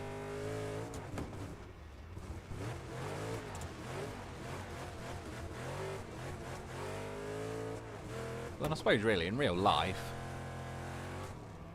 it wouldn't really add much strength to them just being a motorhome stuck on the back of it, so it probably would get murdered quite quickly.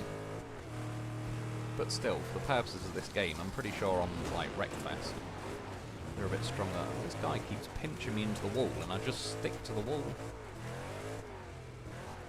I'm not liking that.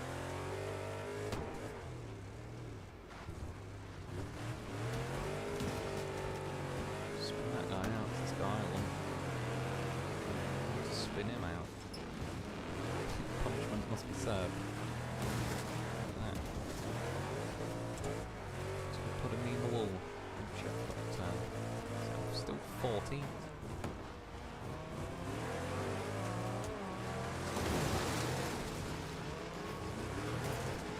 When they do that, they just reverse and drag you into the wall with them. I mean, again, the leader has already dropped the hammer 27, 25 seconds ahead.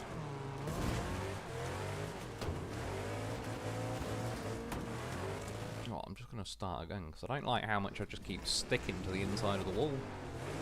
Normally you skim off them, but for some reason it's stopping me dead. I don't know if it's this vehicle in particular, or if I was just getting unlucky.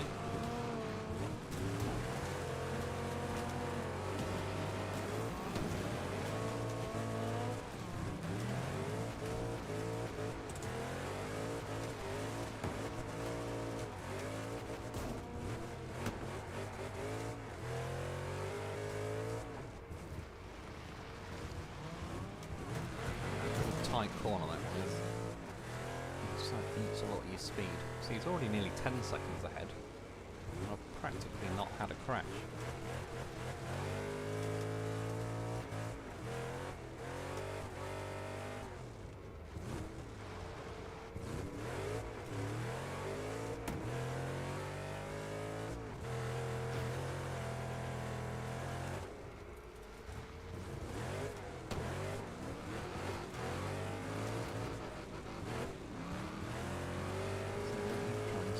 Me to the inside of the wall. See what I mean? I don't know if it's maybe just the walls on this map. Normally you glance off them. On this you really do seem to get caught on them. Not as keen on that.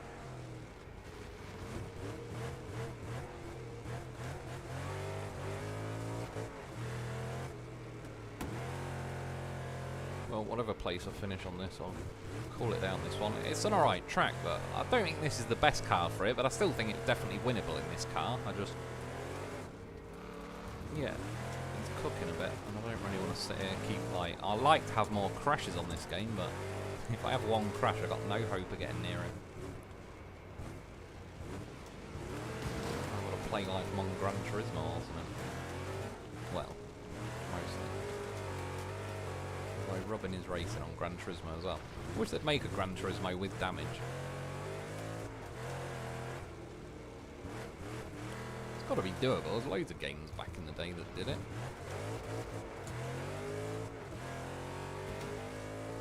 Well, again, I think at some point BeamNG is kind of going to take over that territory, because they've already got the damage physics and all that kind of pretty sus. And now they're adding like rally modes and all the rest of it. I think there is races and that you can do. They've only really got to make like a proper career mode. It's pretty much a done deal at that point.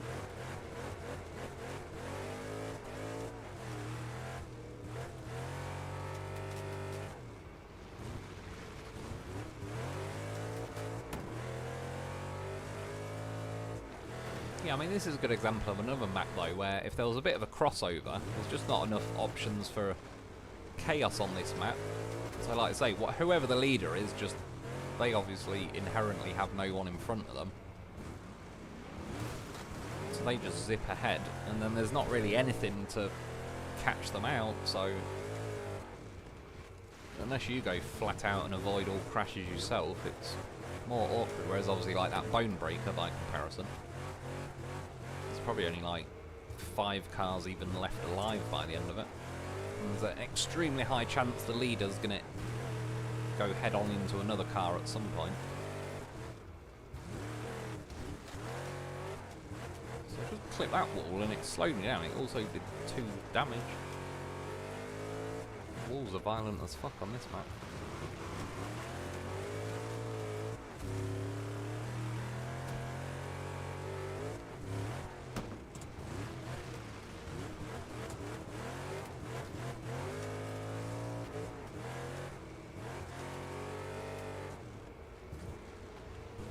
But again, though, I will say this is a sort of map or track, whatever.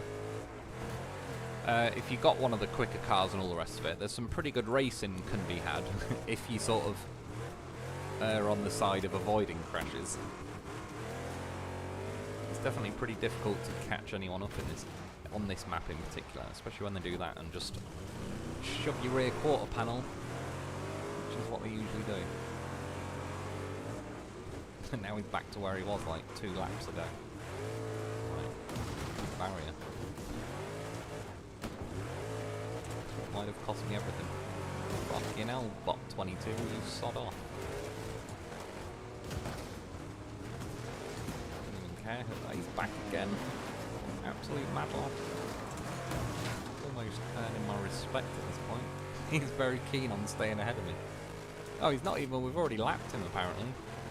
Have I?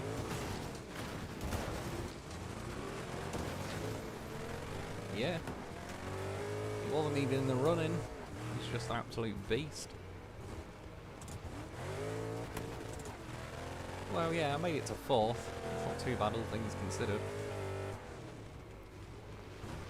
But yeah, the leader just pretty much instantly 10 seconds ahead at least. And I don't think I ever saw it get lower than that.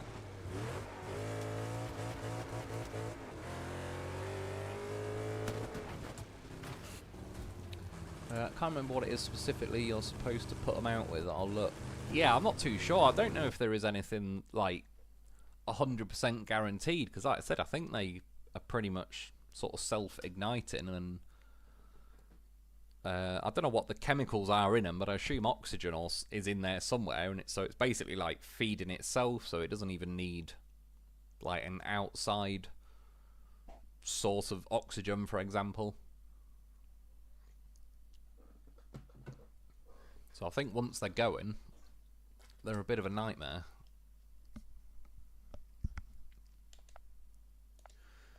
Yeah, we'll skip that map for now.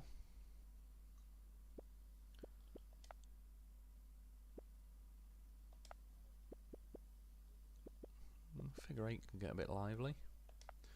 Let's try it out. Let's go for the rammer again. Should be able to kill a few on a figure 8. Again though, they need a bigger figure 8.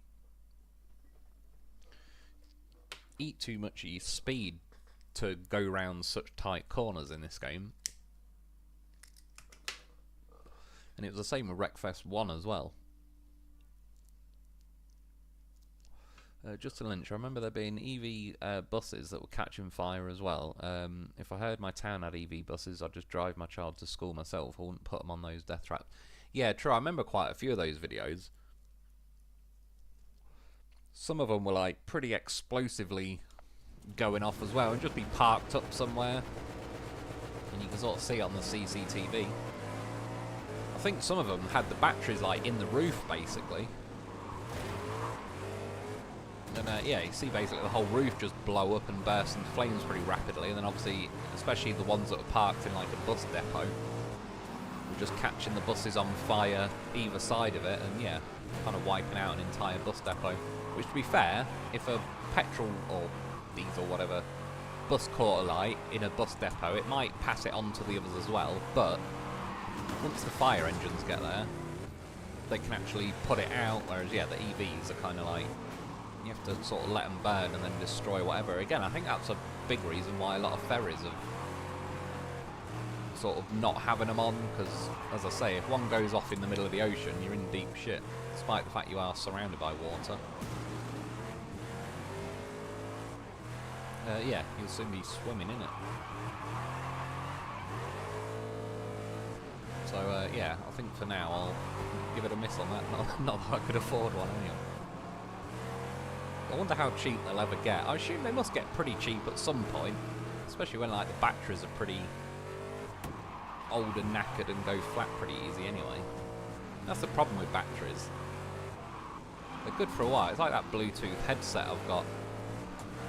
It was good when it was new and it lasted bloody ages off one charge, whereas now I still use it quite a lot to like listen to music from my phone and just Bluetooth it to the headset. What a tosser. Yeah, and that lasts like maybe 10 minutes now or something, so you pretty much have to plug it in. Thankfully the like PlayStation 4 charger cable, or the PlayStation 4 remote charger cable, charges it up. But yeah, like, you can get through a song or two, and that's about it. So after a while, the batteries just go flat too quick. You need to work out that technology, but then they probably won't, because it's probably in like big batteries' interest to have batteries that go flat after a few years, or you know, stop being as good, so you have to buy more.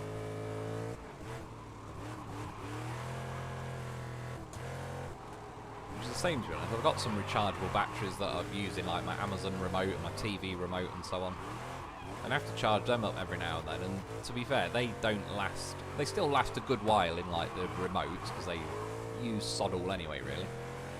But in some other things that use a bit more, like even them, they don't last like they used to. Definitely worth getting some rechargeable batteries over buying disposable ones every time. I remember as a kid, getting batteries was like, yes, I said it years ago. Still remember it. Feel slightly guilty, but have no regrets. Yeah, at school we had to send like, could make a shoebox and put some stuff in and send it to Africa. So obviously I ended up getting a shoebox, took it home and saying to my mum like, yeah, I need to send some stuff to Africa. And I remember she put like some wagon wheels in there and all sorts, and one of them was a radio and it had batteries in it. And I took the batteries out of the radio.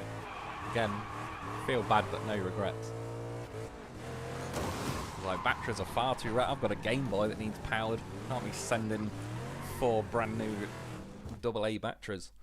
Some random African kid, so he can play the radio. You know what they're like, they're pretty... They'll have that radio, they've probably got it wired into a helicopter, a homemade one by now. Probably turned it into a washing machine or something. But yeah, I mean, they're lucky. I was tempted to take the bloody wagon wheels out as well. Didn't get many of them either. But yeah, I had to take batteries. They were hard to come by as a kid.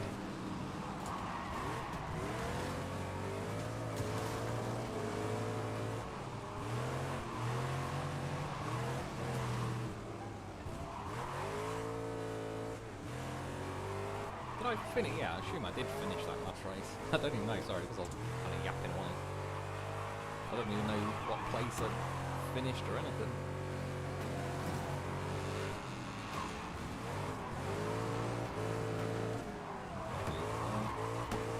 Don't like it when they're near me.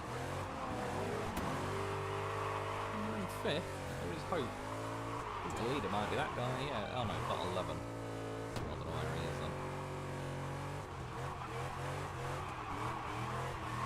Might be that little thing that's racing off ahead. Again, this is a little bit of a boaty, like Mustang probably would have been better for a track like this. This is good if I have to ram into something on this crossroad though. Get that guy for the fun of it. It cost me, but it was worth it. I'm in 2nd somehow. Bot 11. Can't grab that. I have to try and kill him. Where's that one?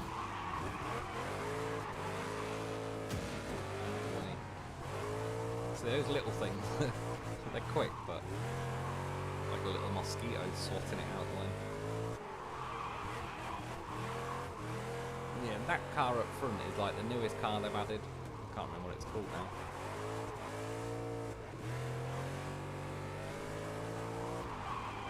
It probably is a bit better for this kind of track as well.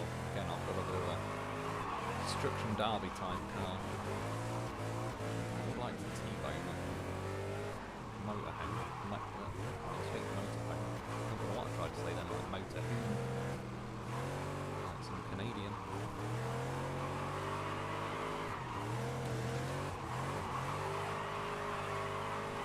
So, I mean though, you spend most of your life on this track drifting to make a corner.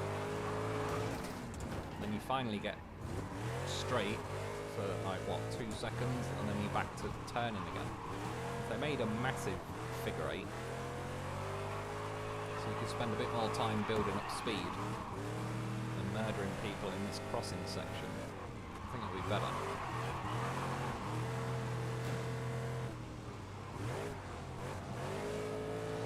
Just to get to the inside of that, really. It's a bit of a toss-up. Oh, shit.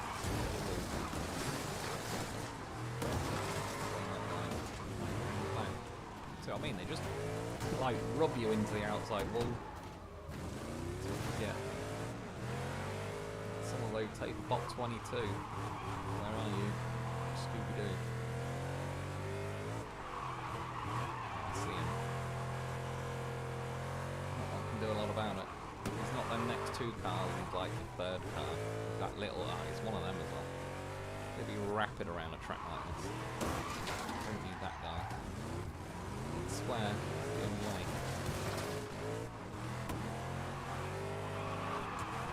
Hopefully he gets hit at some point, because catching up... Oh, well, he's finished. Fuck me up. Yeah, second. Close enough. Right, we got any more violent tracks?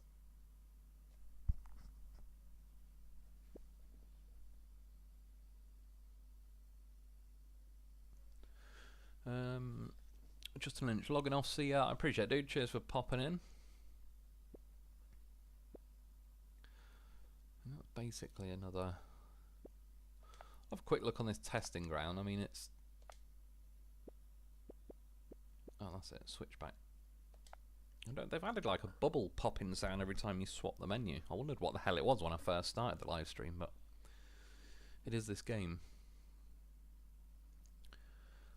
Fearless Frank, hey man, glad to finally make it to a live chat. Love your roadcraft vids. Couldn't bring myself to play the 2 maps after watching your pain. I appreciate it, man. I'm glad you're enjoying them. Yeah, overall they are decent maps, but they definitely feel a little like more trollish, more purposely trollish than the originals. And then yeah, there's definitely a bit more glitches going on. So fire me up. Yeah, all these AI just seem to have like a little, I don't know, destruction derby going on in the middle of it. But I did find a good place on it even. Is it over here? I mean, I won't keep going into it, yeah. It's like trying to survive in here. Well, say trying to survive, if you get a motorhome in fact, you eventually get smashed around, see how small it can make your vehicle.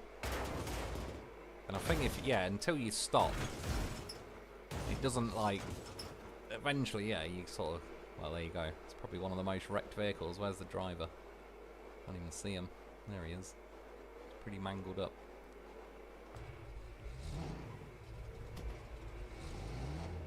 There's the frame rate, but I've never had an issue with the frame rate on this. Yeah, I was going to say, I think that sorts itself out. What else can we try? Funny enough, it's a nice little detail. I don't know if I can get high enough. See those like 30 meters and all that? I don't know if I hit it at the right. You can actually hit the words and they fall down. Oh, that didn't go well. What did it?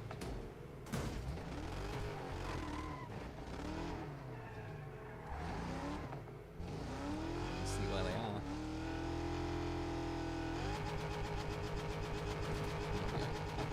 It's a random nice little detail that they are actually like real. Let's try and hit that ramp over there.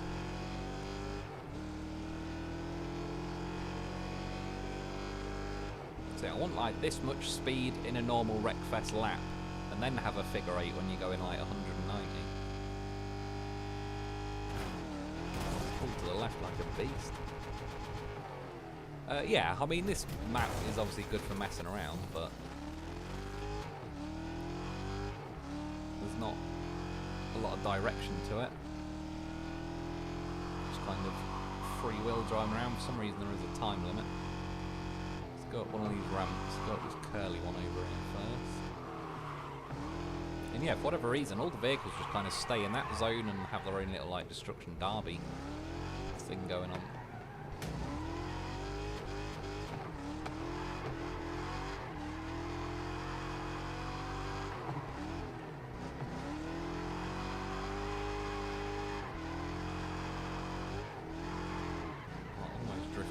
The entire way without hitting the wall.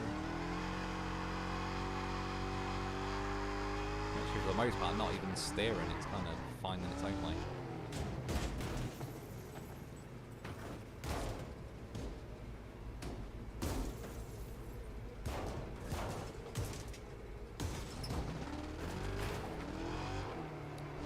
Finding, yeah, this place again. The nice thing about this is it definitely will wreck your car, so then you get given a new one.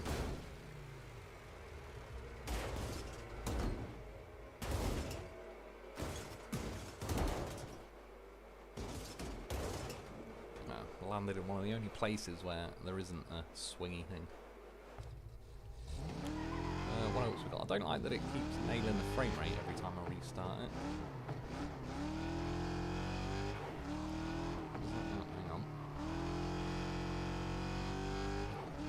Angle. Probably would have got in that if I was lined up properly.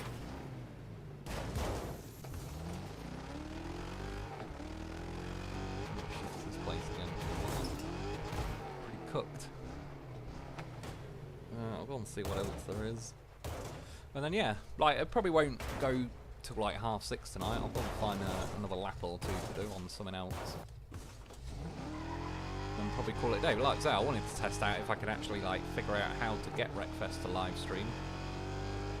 I've roughly figured it out. It says sources, and then I've added it as Wreckfest, but there's a few different settings you got to choose, and I don't really know what I'm doing. The fact that I got it to play was a good start for now. But yeah, as and when I play whatever other game, up to and including SnowRunner, I need to kind of figure out how to get SnowRunner to actually show up. Why all those are there? The cannon. Lowrider going on at the minute.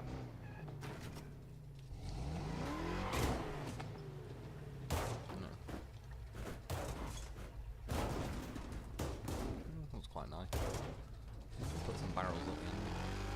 See, like, they need this back. This was... I can't remember the name of the track on Wreckfest. For some reason the vehicle swerves violently off to the left or right when you go in one of them loops. Probably doesn't help that my vehicle's not the healthiest, but it does make it quite difficult to drive all the way around a loop when you don't really know which way the vehicle's going to violently swerve. There's a wheel. It's not the best time. There's another. Actually handles surprisingly well, I think, because it's so flat. Keeps all the weight nice and low.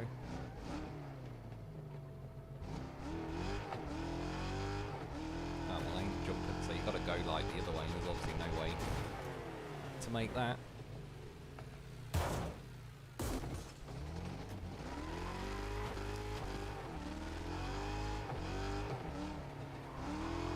Start then.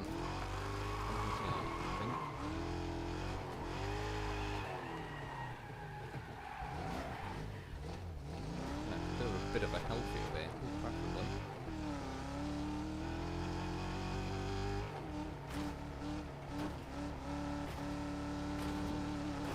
All things considered, it still does handle pretty well. Well, I'm supposed to be able to make that.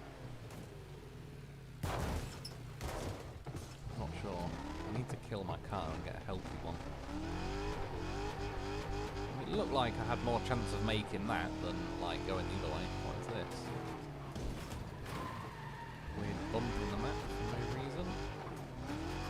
No purpose of that. Can't go that way.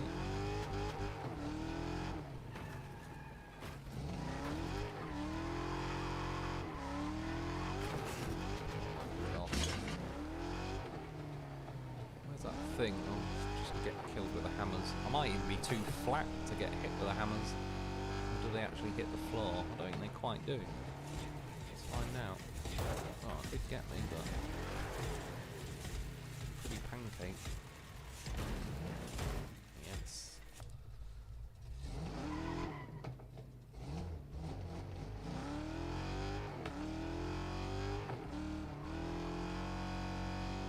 Frame rate.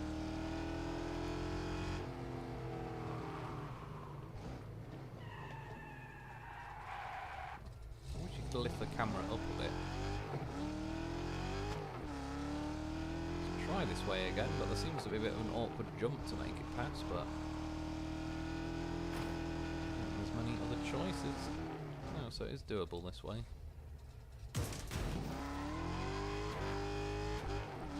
Again, you sort of need to, you can rotate the camera that way, but you can't lift it like up and down. It'd be nice if you could kind of look around. A bit more like you can in Roadcraft, I suppose.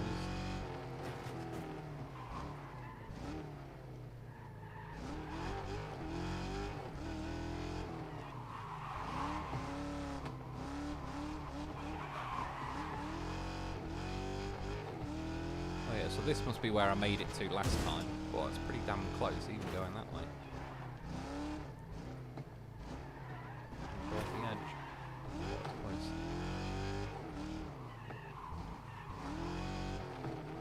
Yeah, I mean, again, I've got about a minute left. I may as well just let it finish.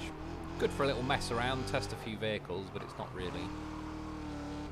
Well, it's all pretty random. Why was that just lifting up?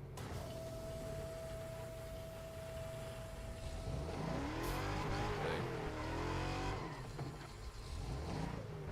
Camera, calm the fuck down, will you? Oh, it might squidge my car. We've got 40 seconds left. Find out.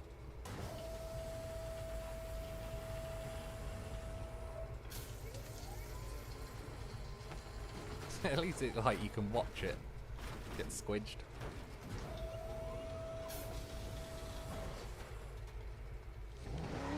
Little mini racer. Can't even get out of it. Looks like I'm getting squidged for a second time.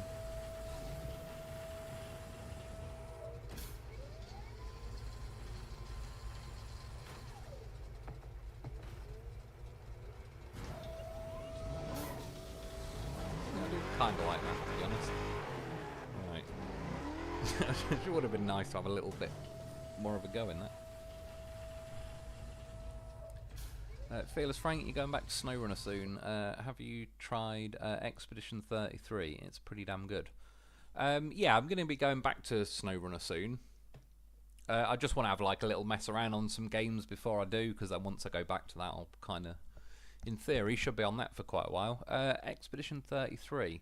I don't think so. Something about that rings a bell, but if it's a game, I've definitely not. Or even, well, whatever it is, even if it's like a mod or something for SnowRunner. Yeah, I don't think I have.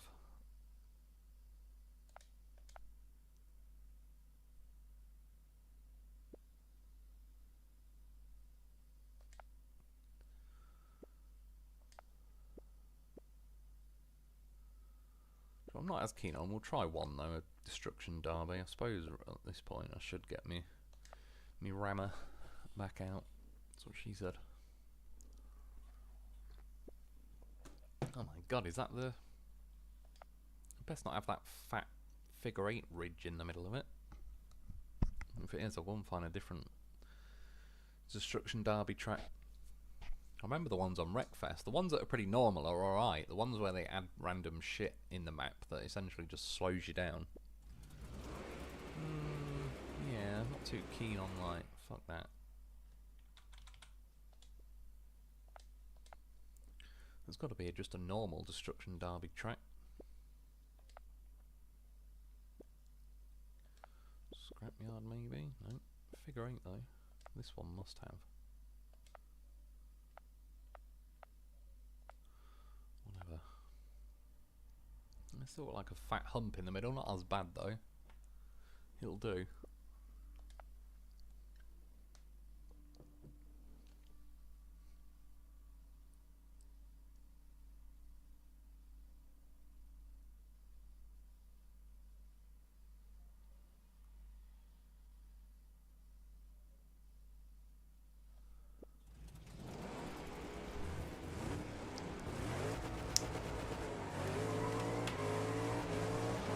Yeah, I think it's the most points, isn't it? Rather than like last one left. I think points are definitely involved. It just says none wrecked. Killing people might be the name of the game. Yeah, so in fact, I bet if people die, you probably respawn.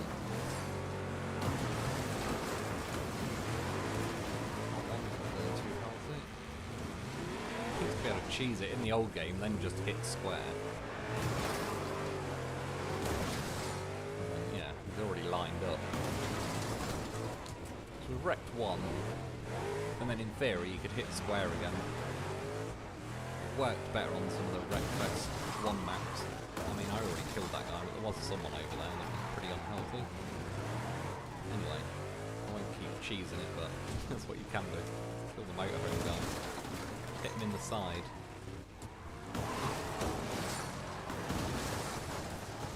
Again, I do think the damage in that is better. Definitely a step up from the original Wreckfest. Feels a bit more sort of violent and smooth, like. Managed to somehow miss everyone. I couldn't have done that if I tried, if the plan was to miss everyone. Top 32 will be unhealthy. Alas.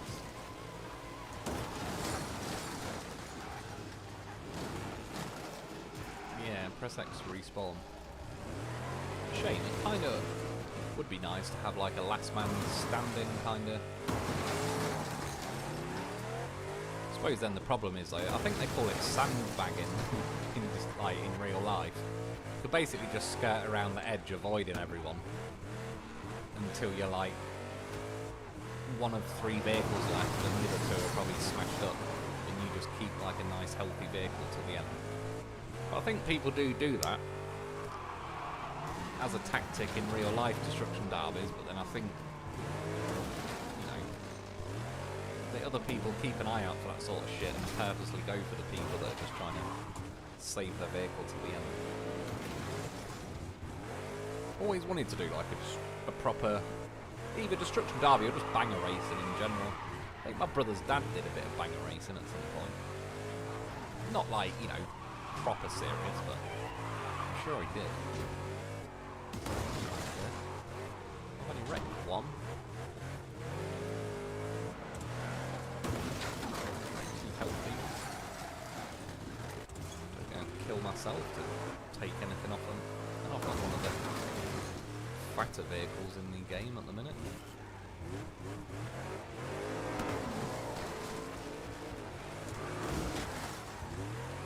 I'm not sure in the end. I mean, it says wrecked 1, but it's also got my score at the top in the middle, so I don't know if it's going to be whoever's got the most points by the end, or if it's like just going to count the people you wrecked.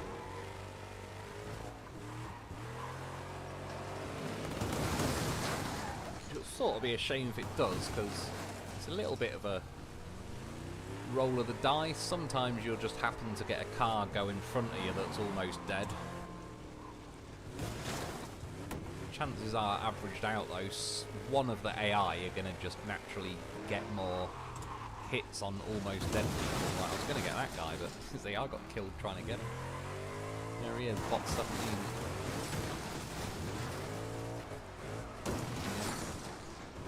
Bagged him. Fuck yeah. He's going for it. Bot 28, the next victim.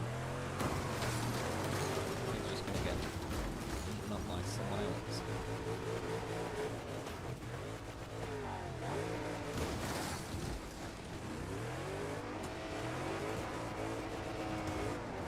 Even go. Someone must have snatched him up. Bot 27 is the new target. Shit. Too much of a pain in the ass. But again, if you've got to go for Rex, kinda. America's got it out for me. No, I'm British. Kind of throw teabags in the harbour.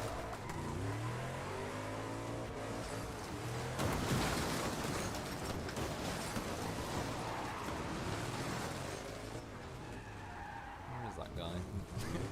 Trying to kill America. Trying to kill me. Wherever he's gone, he's out of there. Scooped up some oil barrels and he's gone. Freedom is restored. Yeah, like, sort of funny, I see there's like a potential America versus Venezuela going on because they're going to try and remove that Maduro, whatever that guy's name is.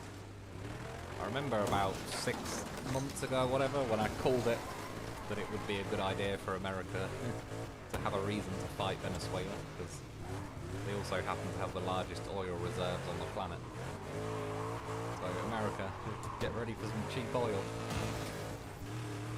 It's about time to be honest. No point in them sitting on it. There really isn't.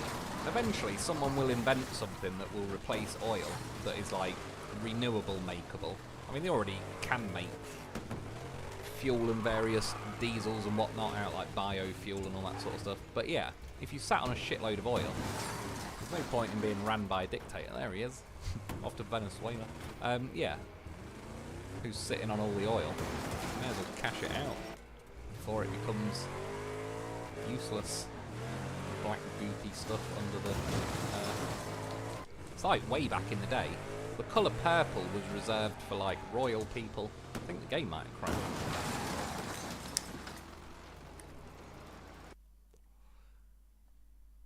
It did. Hang on a sec, I'll see what that means as far as the live stream goes. At least it just doesn't instantly end the live stream. It does say, well, it just said not responding, but now it is.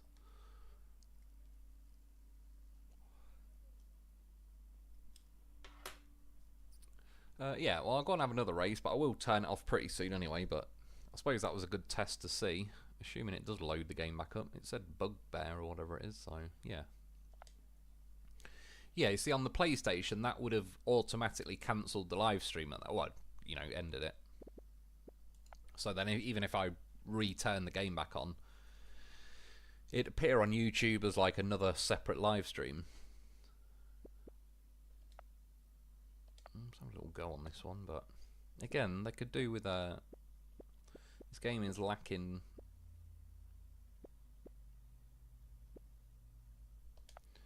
yeah, more chaotic tracks. The racing side of it's pretty well covered. And yeah, there is like that Bone Breaker. I might have a go on this, then I might have to go back to Bone Breaker for one last smash 'em up, and then yeah, might call it a day. Like I say, a bit of a shorter live stream this week, but again, it was just a bit of a, supposed to be like a bit of a messing around tester stream for figuring out some of the settings as well. So yeah, I won't be on live stream on Wreckfest all the time. Sorry, one sec.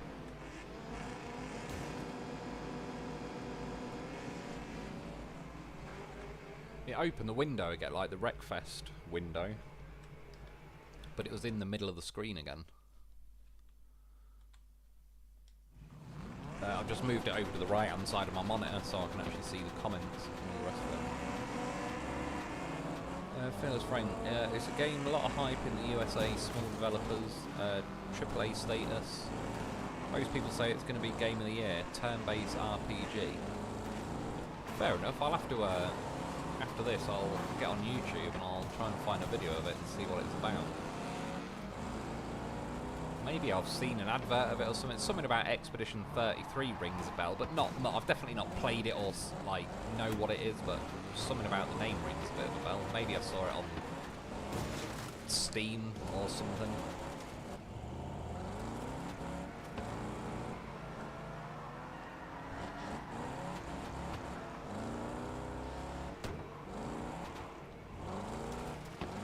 So that's one thing as well. Being a console player like my entire life. Now I've finally got a PC, there is various games, like BeamNG was one of them I've always wanted to play for a hell of a long time. Yeah, I've got access to various games now that I didn't otherwise, or have never had before, really. It was the same back in the day, that's why I originally watched so many of SD11's videos, because he was able to use mods on Mudrunner, and I couldn't get mods on Mudrunner on the PlayStation. So I had to watch his videos and imagine I was driving a modded crane.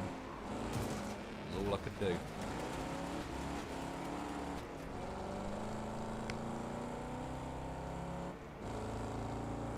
I've not even looked, to be honest. I assume you can buy Mudrunner on Steam, I assume.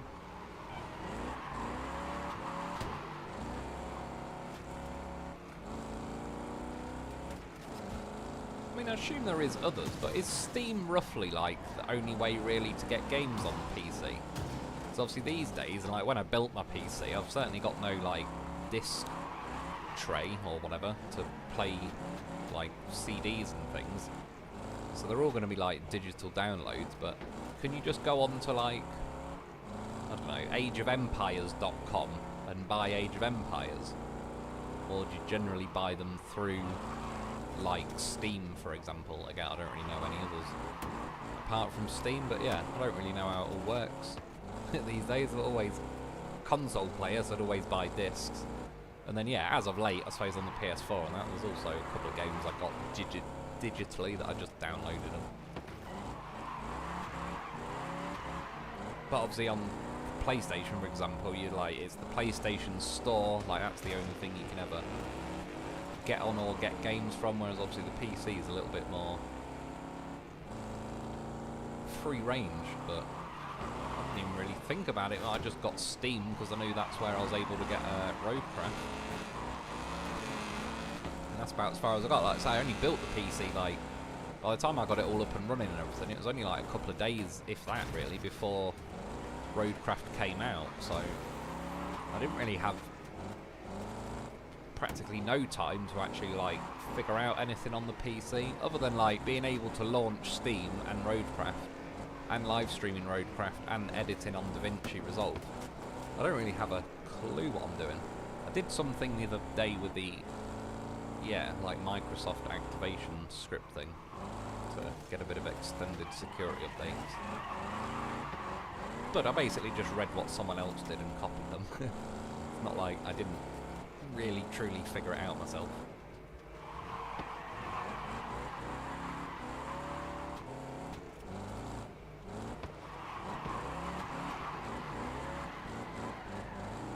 That's the problem with like the PC. I don't really know where to start, as in like, because I know basically nothing. But yeah, it's hard to know, like,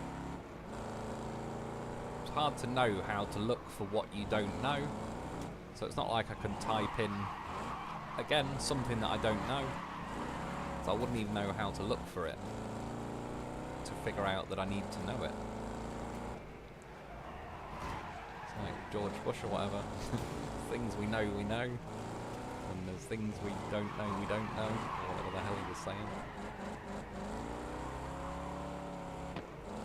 I've not been able to find it, but I'm sure someone said it would be great if he really did say it. George Bush said, the problem with the French is they don't have a word for entrepreneur, which if he said that, is hilarious, whether he was self-aware or not when he said that. I always thought it was funny when he was talking serious about invading Iraq or whatever, and then he's like, now watch my drive. He's playing golf. Not saying I like a fan of him like that, I know they're all corrupt as fuck, but there was something funny about George Bush, that he just was a bit of a muppet, but in kind of a funny way.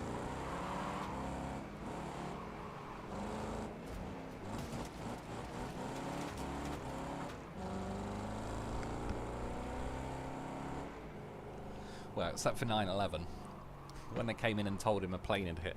Personally, I think written all over his face is, oh shit, we're actually doing it. Like, I don't think it was a surprise to him. Because for a start, when he was reading to a school full of kids, if there was really planes hitting buildings and they had no pre-idea of it, they would have been kicking children out of the way to get him out of there and to some kind of secure location. But instead he sat there, which, if you've got unknown amounts of planes that have been hijacked, and he's on the news, etc., at that school, so in theory you'd know where he is as well at the time. Yeah, the fact that they didn't rush him out of there and get him into a limo and burn off is a bit suspicious in its own right. Right, oh, 1, good for me. I didn't even know, wasn't even paying attention. That's not bad. Personal best 37, world record 34. That sounds more realistic. Still, it'd be a hard track to shave 3 full seconds off, though. Obviously, then I don't even know what lap I posted then. That might not have even been any of the fastest laps. Or, I mean, my personal bests. What is that? Oh, they might have added this figure 8. Thinking about it. Let's go back to this one. I don't think I remember a figure 8 on the scrapyard map. Looks like a bit of a bigger figure 8, which again is... I still would want even... I almost want like the NASCAR ovals, but as a figure 8. So you've still got some pretty good speed. I've not been on it before because I've got no personal best time, so it must be a new one. Squared client, I'd say that's not true in my opinion. I see your point though, but Panic I would say, or don't mean just him specifically. Are you on about George Bush? I think there's obviously a lot more to it than just that, but I just think like the fact they didn't get him out of there, it's a bit sus, because that is normally what they would do. Shit. Yeah, I've definitely not been on this one before.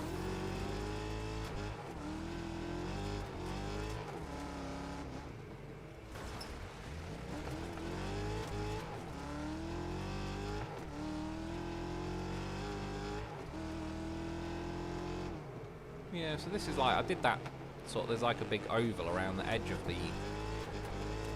this map.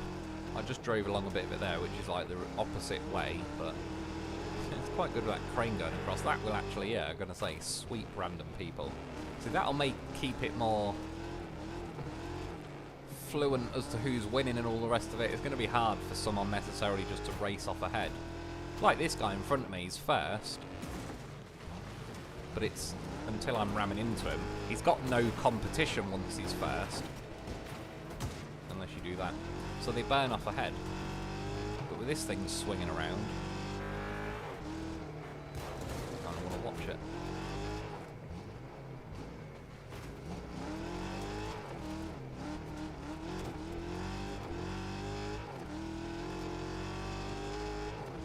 Squared client, yeah. Yeah, I'm not saying like, I don't think everyone knew, but I reckon he knew a lot more than they would admit.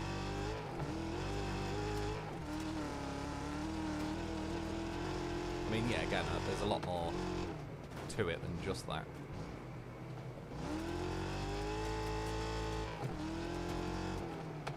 But in hindsight.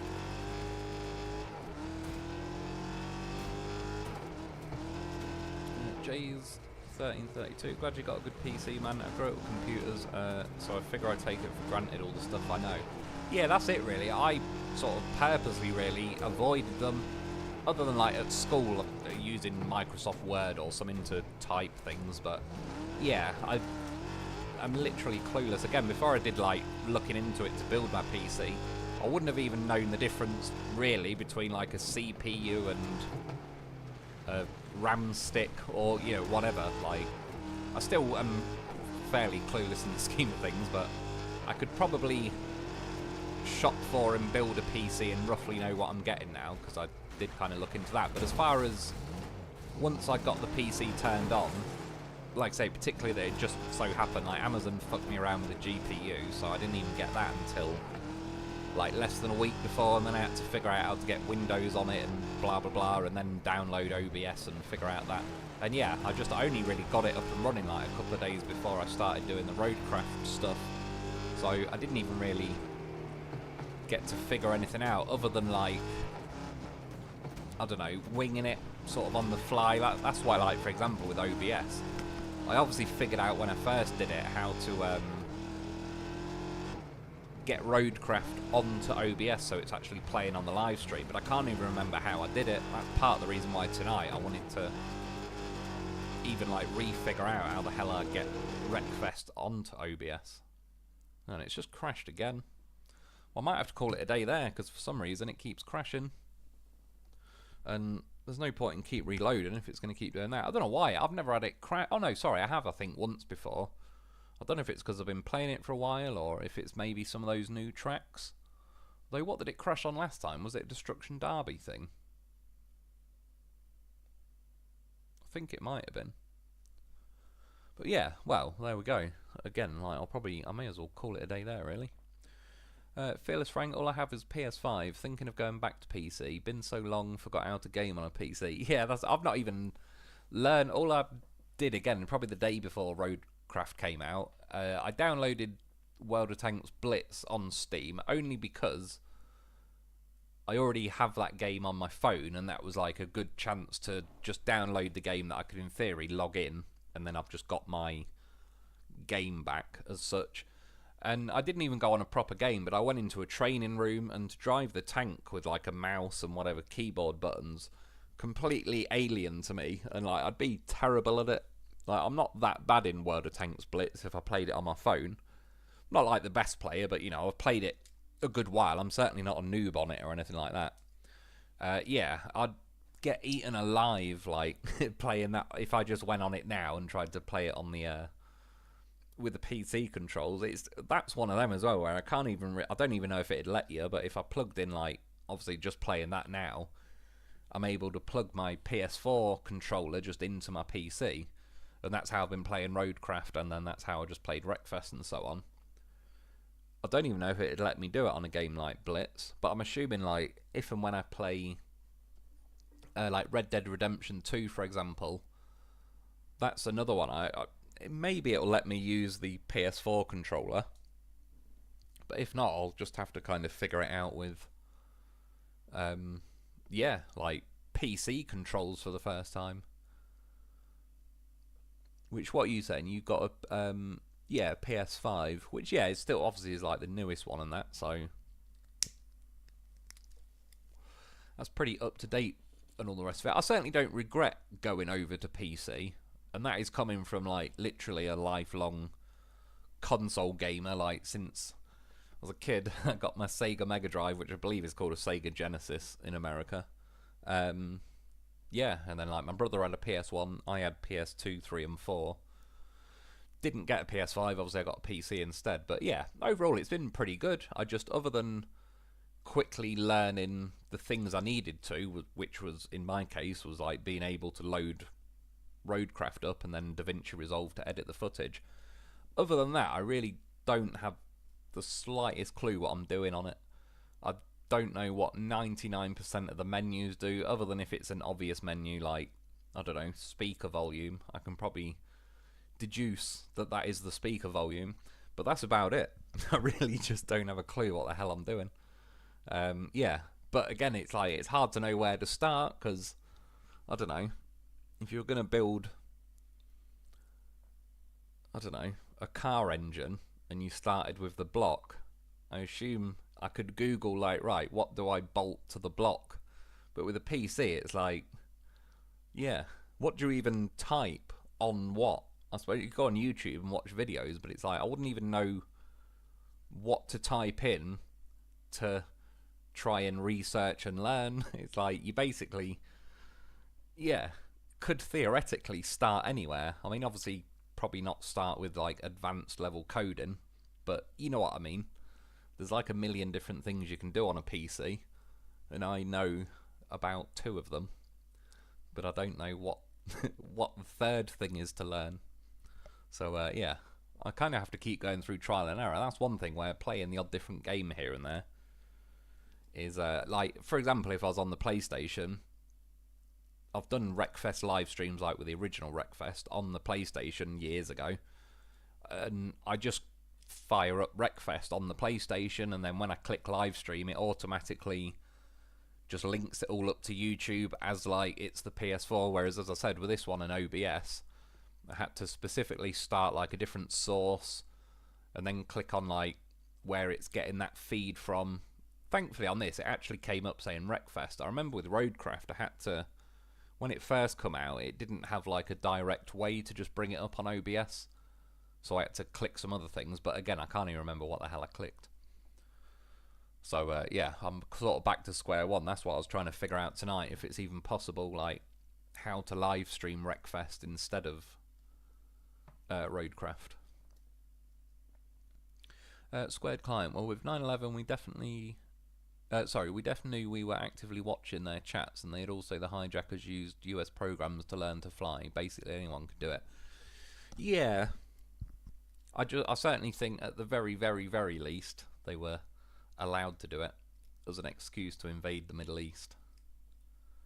I don't remember the specific program they were using. It was a game though on their phones that would translate to them to talk about what they were doing at what time, use certain keywords. Yeah, I mean, I think the government are spying on all of us all the time, which, again, I just sort of conclude in the end, I'm not happy about them spying on me, but in the scheme of things, it's like, I don't do anything interesting enough that, yeah, who gives a shit? If I've got some kind of CIA guy watching me, he's going to be pretty bored in the scheme of things, because, I mean, he can watch me play around on Roadcraft and so on, but other than that, yeah, I'm sure there's much more interesting people to spy on, but I mean, that's why, what's his name?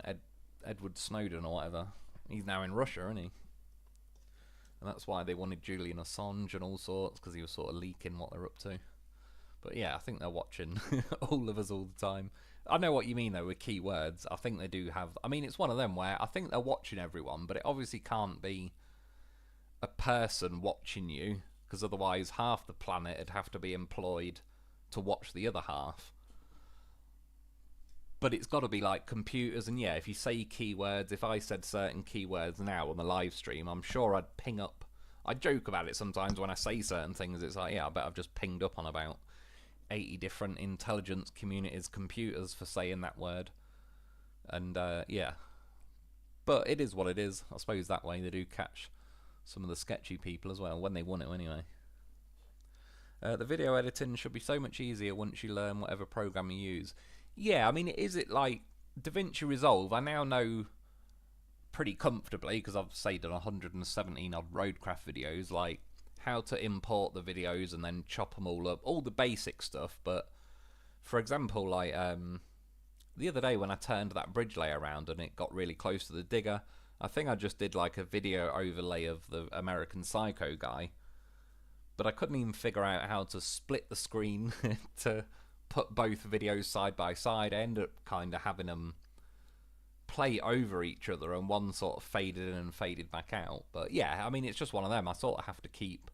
That's why every now and then I put random silly things or whatever in videos I'm editing, because it sort of forces me to figure out, like, right, how do I get that into my video and so on. But I've just got to keep doing it that way, really, by trial and error. One day. I do still know more now than I did 6 months ago. But just, yeah, other than, like, because I only got the computer running a few days before Roadcraft, and then near enough every day since it came out I've played it and edited a video, I've really, like, considering the hundreds of hours I've spent on the PC, probably getting on for 1,000 hours or more by now already. But yeah, I've kind of done the same things repeatedly every day, so I know that very well. Until it throws some spanner in the works, like it won't pick up my microphone for some weird reason that only DaVinci Resolve knows of. And Jay's good to catch a stream again. First time watching since the SnowRunner streams before you went missing in action for a while. Yeah, I appreciate it, man. I must admit it's been a while now, and it's probably been about 1.5 years, I suppose, because it was about a year, but then I've been doing the Roadcraft for about half a year. So at least I've got some seasons banked up now on SnowRunner. So if I do get any boring missions, I can skip ahead of them and go get like the juicy missions on each map. But yeah, when I'm back on that, it'll keep me going for a good while. Funnily enough, like, I've finished Roadcraft now. I never really... Well, I sort of never really finished SnowRunner. Like, I think there was once or twice I probably got to the end of a season and it was like another couple of days until the next season comes out. But then in theory, I probably had a couple of missions I could go back to on the original maps. Whereas Roadcraft, I have actually, like, just 100%ed the entire thing. I have nothing left to do on it, so... Roadcraft was definitely a much longer game, because, yeah, I never really got to the end, and since re-downloaded it, even my longest playthrough, I'm only at, like, 58% now, so in theory, I've got nearly half the game to play again, really, so plenty more videos to be had out of that one. Squared Client 5. Believe it or not, while on the topic, my uncle was in the South Tower on the 73rd floor when it all happened. He survived. Oh, fucking hell, that's insane, isn't it? I'm glad he survived. Yeah, that's crazy, man. It's definitely, ain't going to be forgetting that one in a hurry. It's in the South Tower. Is that what? I believe that was the one that was hit second, wasn't it? But either way, like, yeah, that's, like, insane. There's yeah, I still remember it. Like I say, as I believe I got home just as the second plane hit, pretty much live, like it just happened there and then. And yeah, definitely an insane day. So I mean, I still watch like 9/11 stuff every now and then, even on YouTube these days. There's still some crazy videos out there that I've not seen before of like different angles of the towers collapsing and all sorts. But yeah, that was probably one of the most insane days. Well, I hope, and as bad as that sounds, that I'll ever witness. I was only saying I hope because it's going to have to be some kind of like nuclear apocalypse to top watching that go on, like live as it was all happening. Obviously, when it started falling, a bit sketchy though, like BBC announced Building 7 had fallen 26 minutes before it had fallen. So there was a few odd things. But yeah, either way though, I'm glad your uncle survived, and yeah, that's insane to be there, especially in the tower that day. Square Client, good stream though, man. I appreciate it, dude. Fearless Frank, have a good night, man. Guess I'll get back to work. Yeah, cheers, man. I appreciate it. Square Client, yes. Believe it was hit at 10:16. Yeah, now I can't remember how many hours that we are obviously ahead, but yeah, like just again, sort of probably one of the most memorable days I've ever seen. A lot changed that day. Yeah, pretty bad to watch. But yeah, again, like glad to hear that he got out. At least more people did than could have. If they fell instantly, obviously would have been like probably talking, God knows, like, you know, tens of thousands of deaths at that point. So I do miss the Twin Towers though. I always say I wish they would have built them back how they looked, because they were iconic.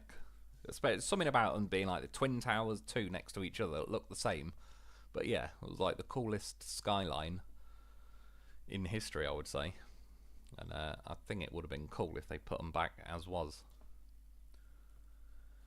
Square Client, good stream, man. I appreciate it, dude. Yeah, cheers everyone for popping in. Like I say, it was just a bit of a mess around stream this week. Nothing too serious. Yeah, turns out Wreckfest does crash a little bit here and there.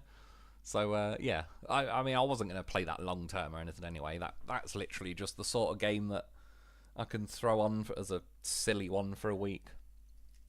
Yeah, as for the week, I'll be back at some point doing something. I'm not 100% sure what it is myself yet, because before I go back to SnowRunner, I might just mess around on a couple of games. I don't know if I'll do videos on them, or if I do, I'm not planning on getting into any like doing daily videos or whatever. But yeah, I might just have a little mess around for a week maybe and see what, if something happens it does, and then yeah, at some point, like I say, I'll get back to back to SnowRunner, which has been a while. But yeah, I appreciate everyone popping in and hanging out on that. Enjoy your morning, afternoon, evening, whatever it is, whatever time it is, wherever you are. And yeah, I'll be back soon.